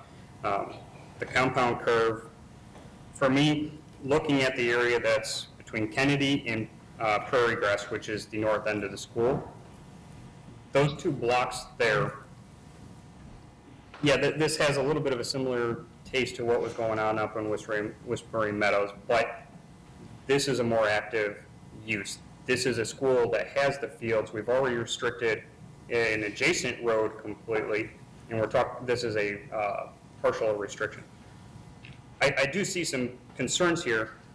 My issue that I have with the restriction is that it goes all the way down to Route 34. From the end of the park, basically Crimson, all the way down to Route 34, that's an unloaded street. There are no homes loading on it. It's townhomes. I can't see imposing a restriction on that stretch of road. That is a lower intensity use of the road. Not to say that there couldn't be problems, but my concern is the stretch from Crimson up to Kennedy. We know that is an issue. You can't get through. Since we put the restriction on Prairie Grass, we've seen an increased problem on Autumn Creek. And I see this one being one that continues to grow. As more homes are being built and finished out in that area on the northern end, those problems are going to be increased more because you are going to have permanent residents that are there. That construction traffic is just going to trade off for residents.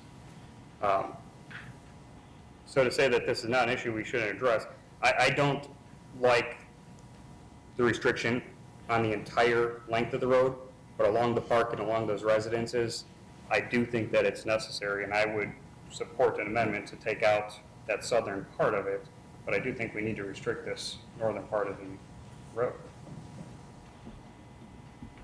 Yes.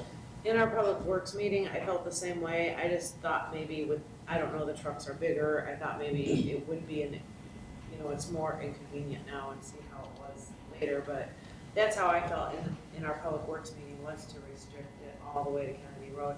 And I don't have a problem with restricting it to Great Ford.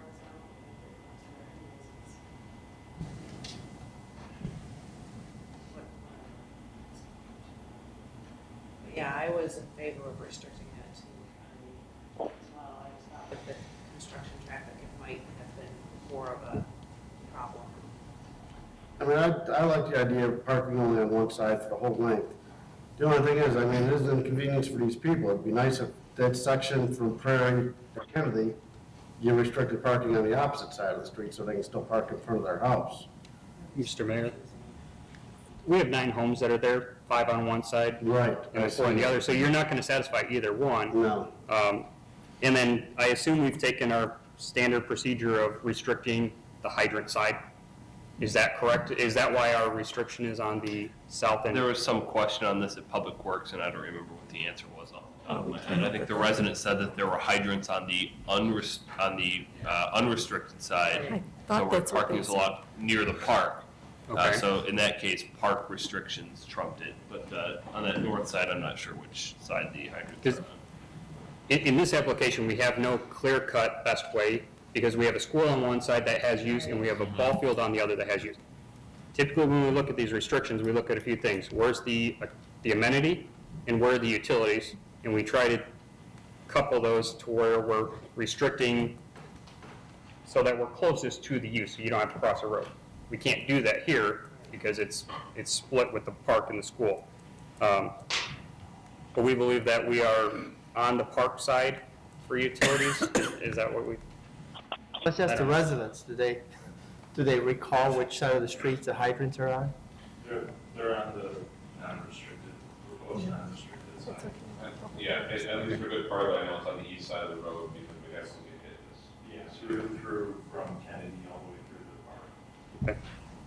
Again, it's not ideal, obviously, that we have that, but we have done it, including in this area. We've allowed parking there. And so through there, there'd be a couple additional restrictions in that zone for utilities, for the hydrants, but. Yes, of course. Yeah, I think we discussed switching sides in Public Works. A little bit. I just know how I There was a feel. problem with it. I built a nice new house there and I can't park in front of my house. I know it's a little irritating. Especially when nobody parks on the other side. And the one issue that we talked about in Public Works too was, we know for a fact parents are dropping kids off on Autumn Creek as opposed to pulling into the school parking lot and picking them up. Because if that's the case and we restrict the south side, does that mean we're going to have parents doing it on the north side and then having the kids cross the street, which is creating a bigger public safety? I don't know. Is that- None of us have observed it firsthand. I know the resident said that that was the case, so.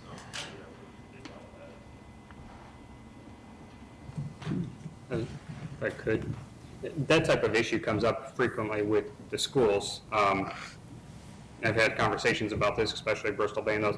The school is very strict about how they communicate to the parents, and that your only drop-off is within the parking lot. If that's happening, that's an issue that should be addressed with the school and possibly with the department for the safety of the students. They shouldn't be being dropped off at the public street if they're being brought in. And I know it's a little inconvenience for parents, but that's a whole nother issue on drop-offs.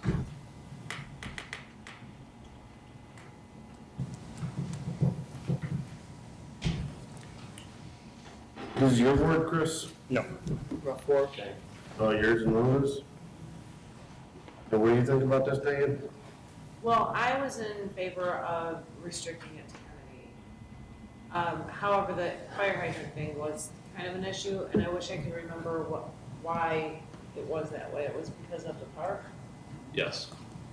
Because then people would be parking on the other side and crossing the streets. to go to the Correct. park. There's no parking lot at the park? Nope. No. How much is that?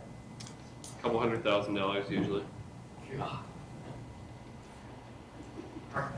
And you want to stay consistent, which side you don't have parking on, correct? Or does it matter?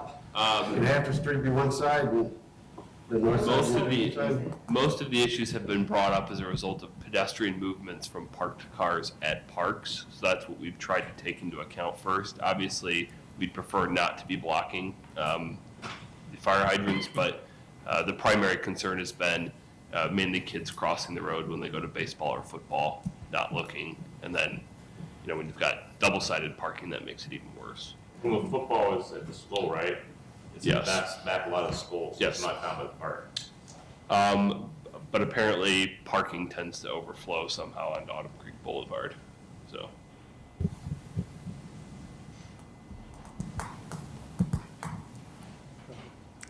Do we know, does the parking overflow back to Kennedy in front of those houses? I mean, when you're looking, I'm just looking at the diagram of it, the park is more toward 34. I mean, do we know? We don't know that. I haven't heard it, though. That has not been brought up as a current issue. It's all of the concerns that have been posted on Facebook, emailed, or called in to us have been double-sided parking outside of the times that are currently on the sign as a restriction during baseball and football season. So if the issue's in front of the park, fix the park. Yes, Park. yes, agreed. Why screw the neighbors who are living up? Sure, the staff recommendation is that it's a somewhat of a collector street through the entire region. Most of it's no load, and although we realize that people probably aren't going to park on that street, it's best for expediency for traffic movements not to have any cars, to have 2 lanes of traffic there. And then also just going up through the entire way, we have heard complaints about, double-sided parking in front of homes, and really the width of the street really only allows for 1 car to fit through. Why is that, 33? I believe so, yeah. I think we measured it on JS when we were sitting in the Public Works Committee meeting, 33 or 35. I'm cool with blocking the parking on one side of the park, but I don't think it's cool to make those people not allowed to park outside of the house. We said it affects about 9 homes between Prairie and Kennedy. Are all of those built? How many of those are built? Just the 3 of them? Yeah. The issue with doing it in front of the park too, as we talked, is the minute that you make it a more permanent restriction for a larger area, you're going to push people more to the fringes. So there's a potential that you could have baseball and football parking adjacent to those homes. We don't know that for sure based on traffic counts, but it would seem reasonable.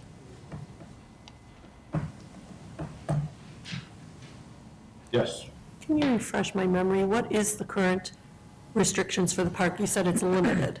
Yeah, it's. I believe it's either April or May through about June or July, but it's generally 5 to 8 or 9 p.m. on weekdays, and I'm not sure if that one has a Saturday restriction too, but that's been common throughout the town. Have we thought, before we go and do this whole thing, to alter that? Yes, we have, and we determined that it wouldn't be accurate based on the fact that there are multiple organizations there scheduling and using the fields, and that not only do the schedules change, but people's preferences change. And so rather than try to accommodate everybody on what's a changing schedule, to So just make it permanent. instead of scheduling that part, what if we just tried a trial ban period for that section and address it? Does it overflow into this? Is it still a problem? Are we still getting complaints? Yeah, no, that's an option. We just felt that there would be issues that would push into the neighborhood. And so But we I wonder figured if, like, maybe yes. taking little steps? See, Well, there's still yeah. construction going on and other things, We think that there will be problems, and we think that the width and the use of the street and traffic counts would warrant a full restriction on one side. So that's our recommendation. Doesn't have to be followed, obviously.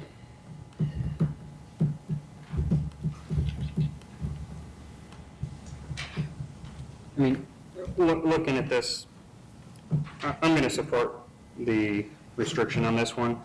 I just look at the fact that we have a standard city road. It's slightly wider. It's 35, maybe 36, which is basically a collector road. Faxon and Alice Road, those are the 35-foot back-to-back. They're unloaded. They're highways. But this being a loaded road on the north side with houses is a little unusual. Typically, our neighborhood roads are 31 feet back-to-back. They're double loaded. It's hard to get that through. This has a couple extra feet, but it's still loaded on the north side. Those few feet do not allow for two cars to pass when you have them on each, parked on each side. I think it's warranted, being this is a entrance drive coming in. Personally, I don't like the design, how it was approved, the fact that there's not a wider street being loaded, being a main thoroughfare coming in. Not something I would have ever designed like that, but it was approved and put in place. I'd support it just for the public safety issues. Even though I don't think it's warranted on the south side, it's definitely warranted along the park, along the school, and along the houses, I believe. Something for us to consider in the future. This just keeps coming up in different subdivisions. We have to design our parks different or something. Because this is, every new subdivision has come to us with this problem. And it's got to be alleviated if in the future. Yes, and in addition to that, I know we had talked a few months ago in Public Works about doing kind of a comprehensive city review of street widths and traffic patterns to try to figure Either out. wider streets, parking. Yeah, lots, better something. approach, and so someday that will come in front of Public Works Committee. So we have. Great. Okay. Yeah, it just, I know that was something that I had. not that I it was helps wondering- this problem, but it's, you know. Well, it's gonna- like Whisper yeah. Meadows, it's, you know, it just keeps popping up, and, you know, as it starts to south of us, are we gonna get it from Woodette? You know, when's that, you know, it just seems like an ongoing problem we need to look Yes. at. Just piggybacking on that thought too, we did actually toy with the idea of bringing 4 or 5 other school-based and park-based restrictions forward to Public Works last month, and then we decided at the last minute not to. So it's probably good that we're only discussing 1 as opposed to 6. You know, because even over by, you know, at Circle Center, on Mill, That was there's one. another one. Yep. So, I mean, it's got to be thought out a little bit better. Eric has a comment first. Yes, sir. As my recollection, I believe that when this was first brought forward for development, that this upper phase was unloaded as well. I think this was all a collector street through here. This connects Kennedy to Route 34. This was not meant to be a park on the street. Could have been an administrative deviation at the time. I think administrators, yeah. The PUD, it could have been allowed. This was meant to be a collector street, which is meant to be unloaded. I don't know how many houses out there when the rest of the subdivision is on. How wide is the road leading into Raintree? Because that's a perfect example of what the feeder road should be. The main arterial collectors of ours, usually if they're going to allow parking, are 39 foot. Not the hybrid of the 35 or the 33. The 39 foot allows for parking on both sides. A good example of that is John Street. And even on John Street, we limited it to one side because for baseball games with 2 sides, it was very, very tight to get through. So even 39 feet is very tight to get through both sides. Yes, that's Fox Hill. That's Main East West Road in Fox Hill.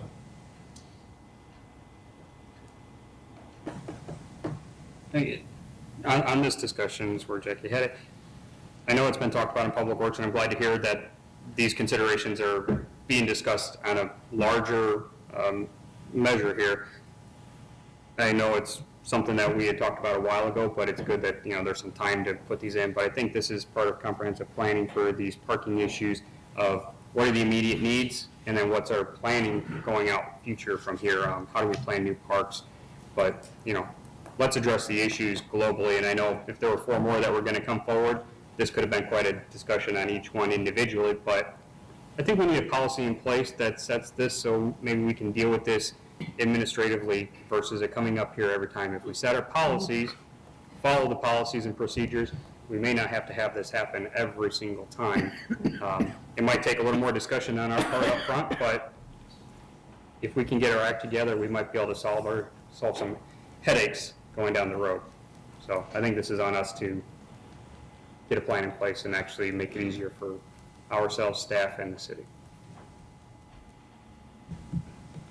Okay, any more comments on this particular road? If not, roll call, please. Coke, Aye. Cott, Aye. Fritters, Nay. Spears, Aye. Colosimo, Aye. Alcázar, Aye. Olszewski, Aye. Taylor. Aye. Okay, we're moving on to Park Board report. I'll entertain a motion to approve an ordinance amending the liquor regulations allowing possession and consumption of alcoholic beverages at Stephen G. Bridge Park during adult softball league games and authorize the mayor and city clerk to execute. So moved. Second. Comments or questions on this one?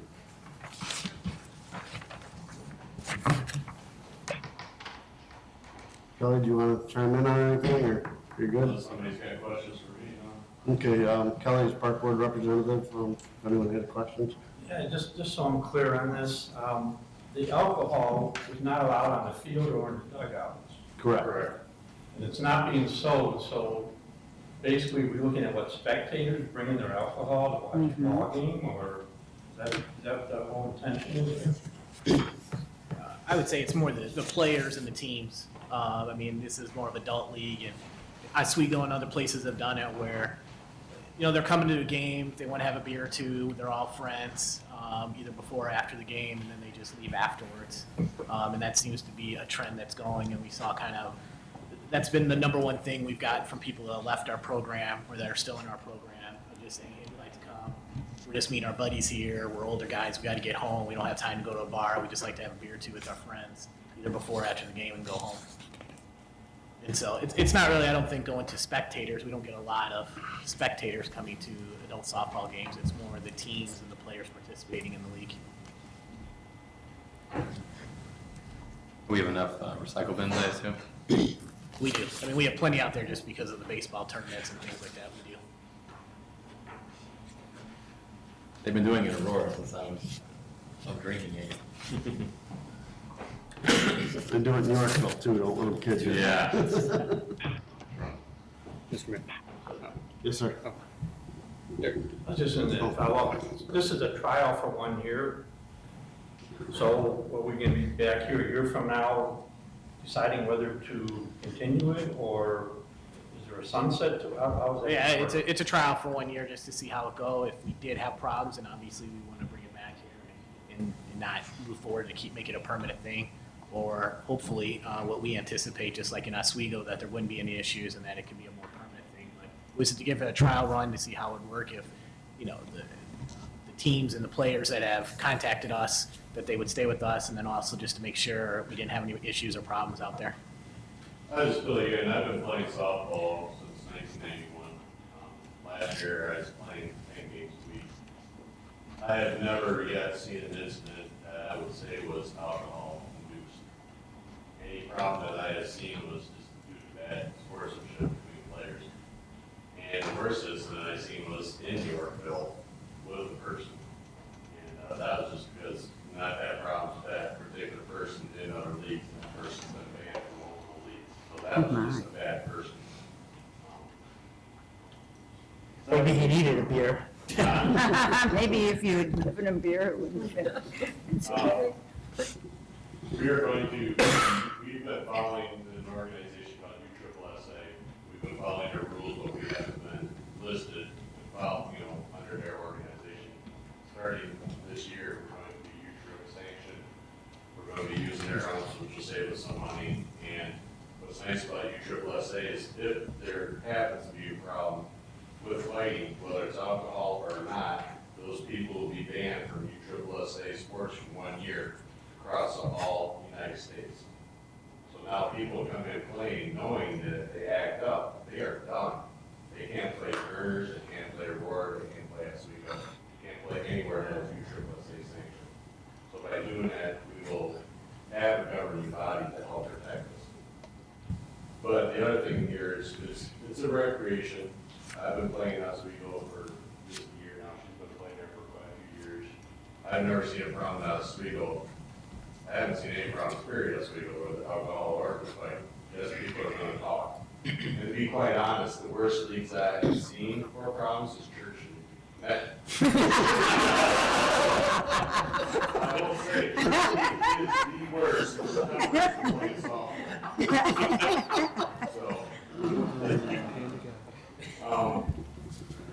I don't foresee any problem with alcohol in Yorkville because there's not any problems anywhere. What I'm trying to help here is to bring back more teams to Yorkville to have a good competitive.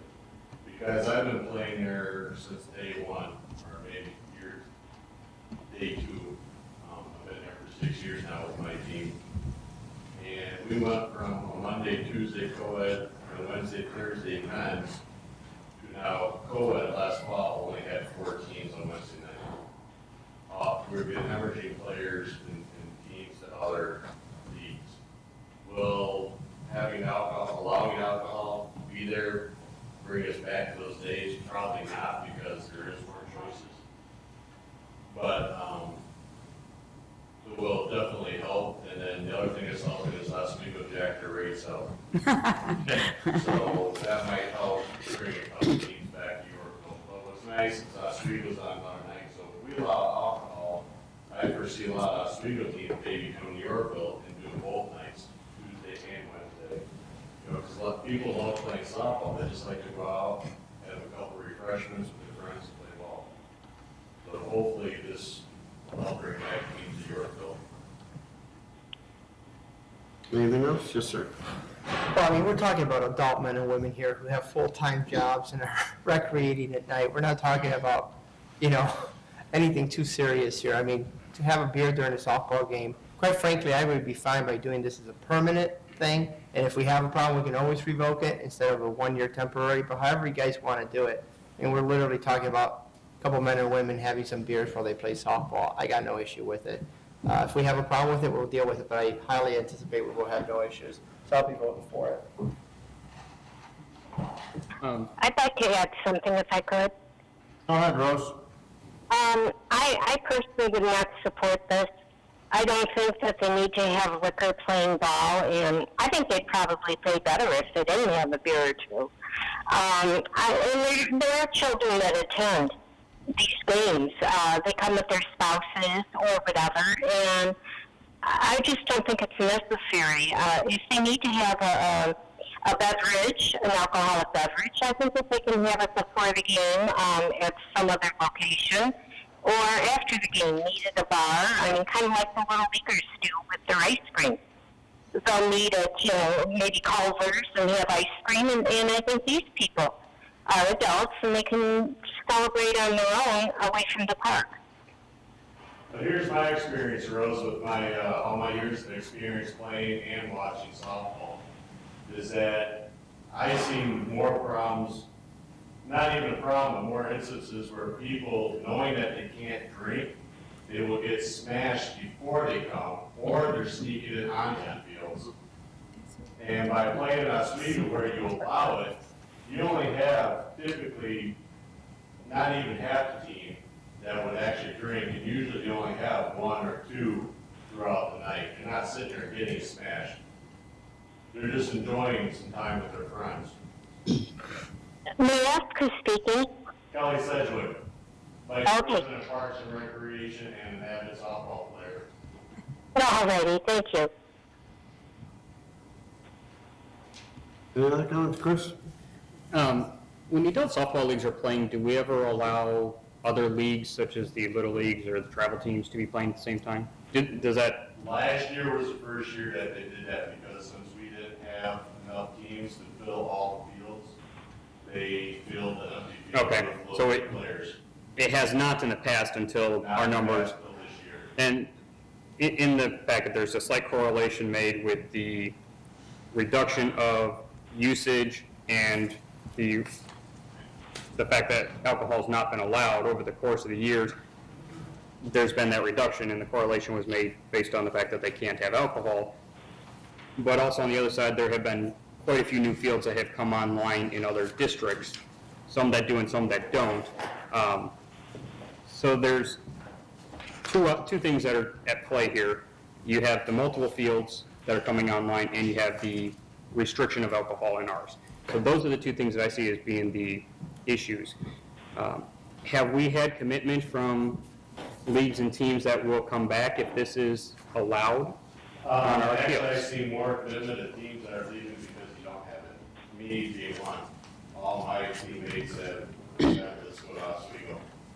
Even with, Not so much because of drinking, but it's because there's no teams, no competition, because of other teams leaving. even with you mentioned the increased rates over in Oswego, they have made that choice.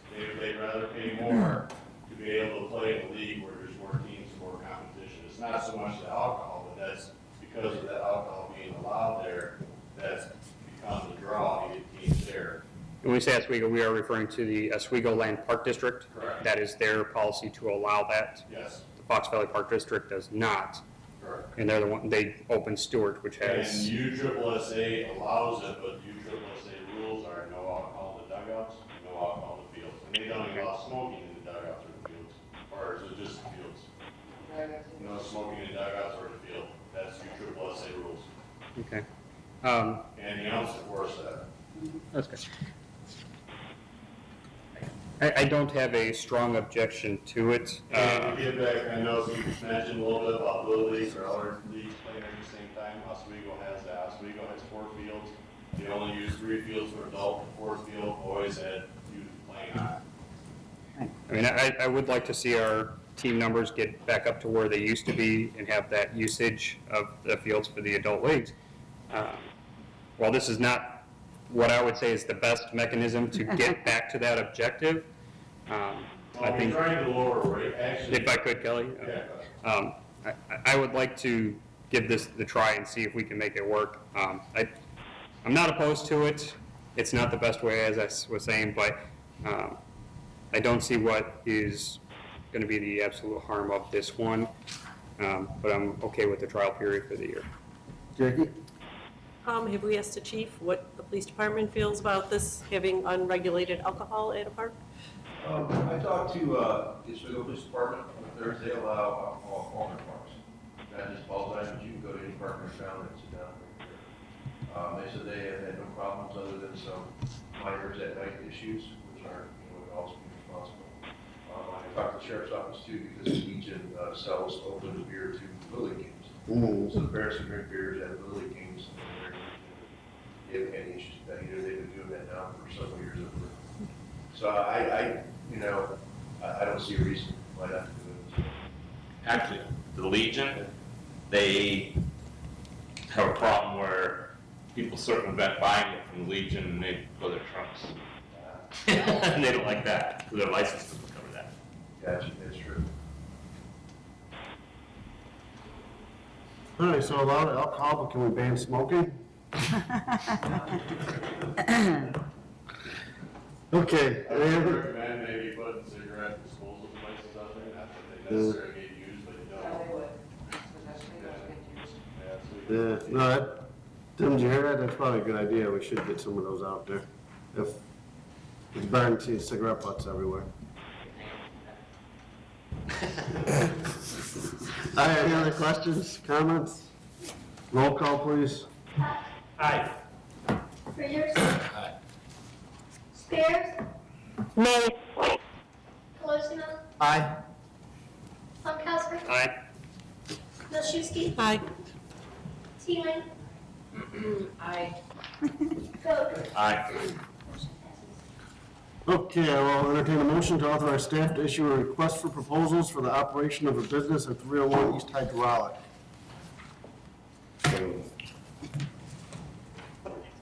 Second. We have a motion and a second. This is the Geneva Kayak Building. They're completely moved out, terminated their lease early, last meeting or the meeting before. It was for an RFP to go out, try and track something else there. Any comments or questions? Just going to be an open-ended RFP? Yes. Roll call, please. Readers. Aye. Spears. Aye. Colosimo. Aye. Funkhauser. Aye. Milczewski. Aye. Teeling. Aye. Vote. Aye. Aye. Aye. Motion passes. I'll entertain a motion to authorize the purchase of a Ford F-350 dump truck from Bob Ridings, Inc. as part of the Illinois State Joint Purchase Program in an amount not to exceed $29,010. So, Comments or questions on the dump truck? It is budgeted. I had a quick question. Yes, sir. Can I ask you all? You can ask me or Debbie. Direct all questions to the, What's that? direct all questions to the person running the meeting, please. I did this and you nodded, so I asked you. All right, so 14,000 pounds is on the upper limit of the light duty category, correct? Correct. You really want to go light duty for a dump truck? Isn't like This is dump? a 350, you get to the 450, the 550s, now you're talking, well, many more thousands of dollars. And same utilization, so we save the money and get our 350s. Okay, just making sure, because when it said light in the description, I'm like, well, if it's a dump truck, isn't that the exact opposite of a light duty truck? Correct. But it's how they categorize by weight. Okay, so it's on that. If it was in the public sector, when you start getting the 450 and 550s, when you have the F plates and the higher license plates, this is when you just want to be. Gotcha. The 350, that's still a one-ton vehicle, right? It's rated as a one-ton or Yeah, it's three-quarter 1 ton? ton, and we still give a safety sticker every 6 months, just like it's Any other questions? Roll call, please. Colosimo. Aye. Umfelter. Aye. Oshowski. Aye. Teeling. Aye. Coe. Aye. Pat. Aye. Reuters. Aye. Spears. Aye. No plan commission, ZBA, or city council reports, city clerk's report, any community and liaison reports? Yes, sir. Good job to Bart today at the chamber luncheon doing a presentation about the city, checking up on it today. Last night's school board, Superintendent Schimpf made a very nice comment to Public Works on Friday. He said he was out about 3 a.m. driving the streets, and he said he complimented the Public Works Department for their job of clearing the streets, and I'm sure they had a major decision on opening schools, thank goodness. So good job, appreciate the hard work. And then AACVB, the Visitors Bureau Convention and Visitors Bureau, the search is still on for an executive director. Hire has not been made as was anticipated at the beginning of the month, so this process may be dragged out significantly longer than anticipated. That's it. What, there's a hold up, Chris, any idea? I mean, how qualified do you have to be for that position? That's a very good question. Without going into too many details about the interviews themselves, the criteria that were set forth with the going out for trying to find candidates, it was required that you be an executive director, that you have experience within a CVB. Now, the one restriction that was removed was there was a requirement for a bachelor's degree, which that was removed from the original opportunity that was posted. What happened was when they came back, they literally were executive directors from CVBs around the country. And unfortunately, that was actually a limiting factor. It limited those positions. You were not getting some of the large CVBs, an assistant director or finance director. You were not getting those second and third tier of the large organizations or even qualified ones that don't have the title. And you're not getting people that are in, certain states, they have the Chamber of Commerce and the CVB combined. So you're not getting those type of candidates that were able to apply based on the criteria. I will say that after several interviews, a new opportunity,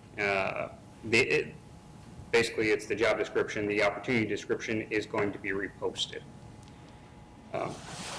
With that may drag this process out another 3 months. There have been some changes into that description, removing the executive director and removing the CVB criteria, but increasing the education to a bachelor's. So you're kind of pushing and shoving it. We saw that there were some very qualified people that did not have the education, but it was a catch-22. This is not going very well, not going the way it was intended, and it was our consultant that brought up the fact that, we limited ourselves by making the couple line item criteria. And I had asked him directly if that was the factor, and he said, that was a big issue. They had discarded several very good, qualified-looking candidates because of our criteria. So with that, I expect it to be probably February, March before we have an executive director. Interesting. Okay, thank you, sir. Any other community or liaison reports? Staff report, we do have a bond letter of credit reduction report. Any comments or questions on that report? There's only, about a half dozen or 8 letter of credit reductions? Oh, I had just a quick comment on the one, the Klein Watcher? Yes. The one across from Windet? Yes, in general.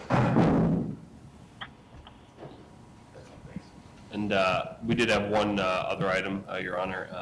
The retail study, or not, it is the retail study. Component of it is to do a consumer spending survey of residents and people who work in the city. So we're going to be posting that link on Facebook, Twitter, and the city's website tomorrow. It's open-ended, there's no password, so we really want everybody that shops in the community or works in the community to take it. It asks questions about your demographics, your spending habits, those type of things to be used in the survey. So I can do it too. Are you gonna ask, like, Chamber of Commerce, people like that to help spread the word? Definitely.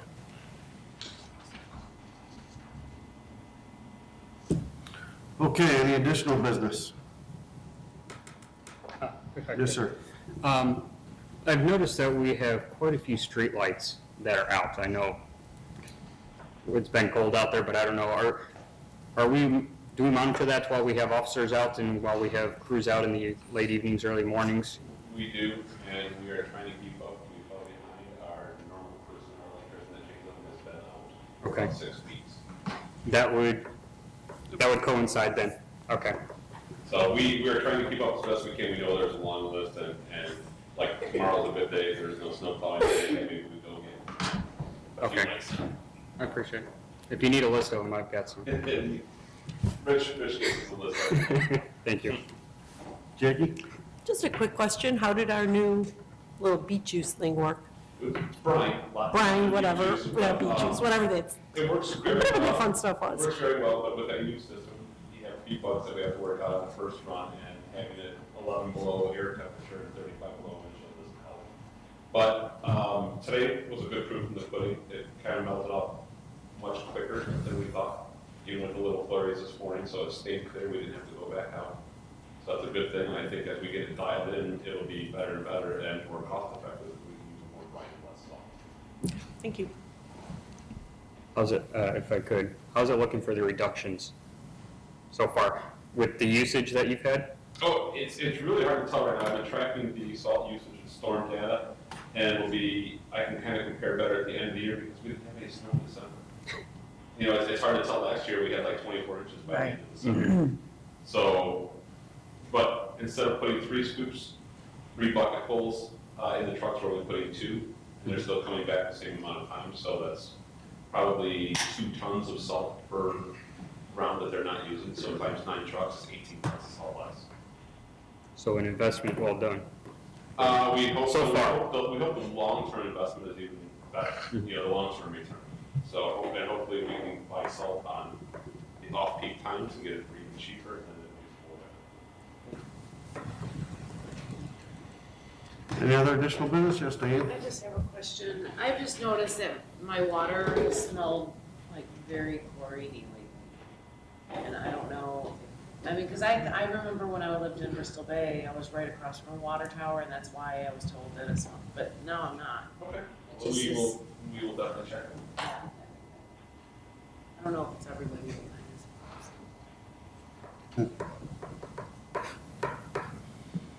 Okay, no more additional business. We have no executive session. Do we have any citizens who would like to comment on any item? Please state your name for the record and sign in, please, sir. Bob Johnson. Basically here just because of a third ordeal now, due to some businesses in town and what I've been told, I'm not sure if this is 100% accurate, but been told that the city does have an ordinance in place for the pawn shops where they are supposed to be keeping gold at least for 24 or 48 hours before they melt down or whatever. From my current experience that I'm going through now, nowhere near enough time. I feel for them and the fact that, you know, they have to give a certain amount of money and they can't wait forever with the way prices fluctuate. But I'm sorry, you know, if it means that they give 50% less to those that are out there stealing, so be it. There needs to be a longer time. At this point, I'm still waiting 4 days since I filed the report for an officer to get out, and I'm not bashing the police at all, and this isn't even the city, I'm dealing with the county, to be able to get a detective out there to even do the initial investigation. Stuff is melted down.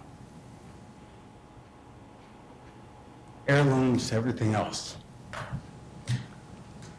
How long do they have to hold it, chief? Is it 48 hours or? It's 24, but, Yeah, in public safety, we just passed an ordinance changing it to 7 days, and that's going to be at the next city council meeting in 2 weeks. So we did extend it to 7 days out of public safety. Correct. And a state law was just imposed authorizing that.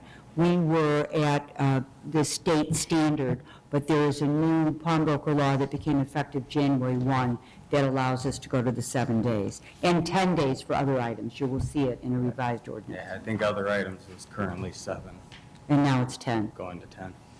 So we did pass it out of committee, and that's going to be before the council the next meeting, so our ordinance will change. Okay. All right, thank you. Thank you. Thank you. That's all we have. Meeting adjourned. Public work. Change orders, I think. Chief?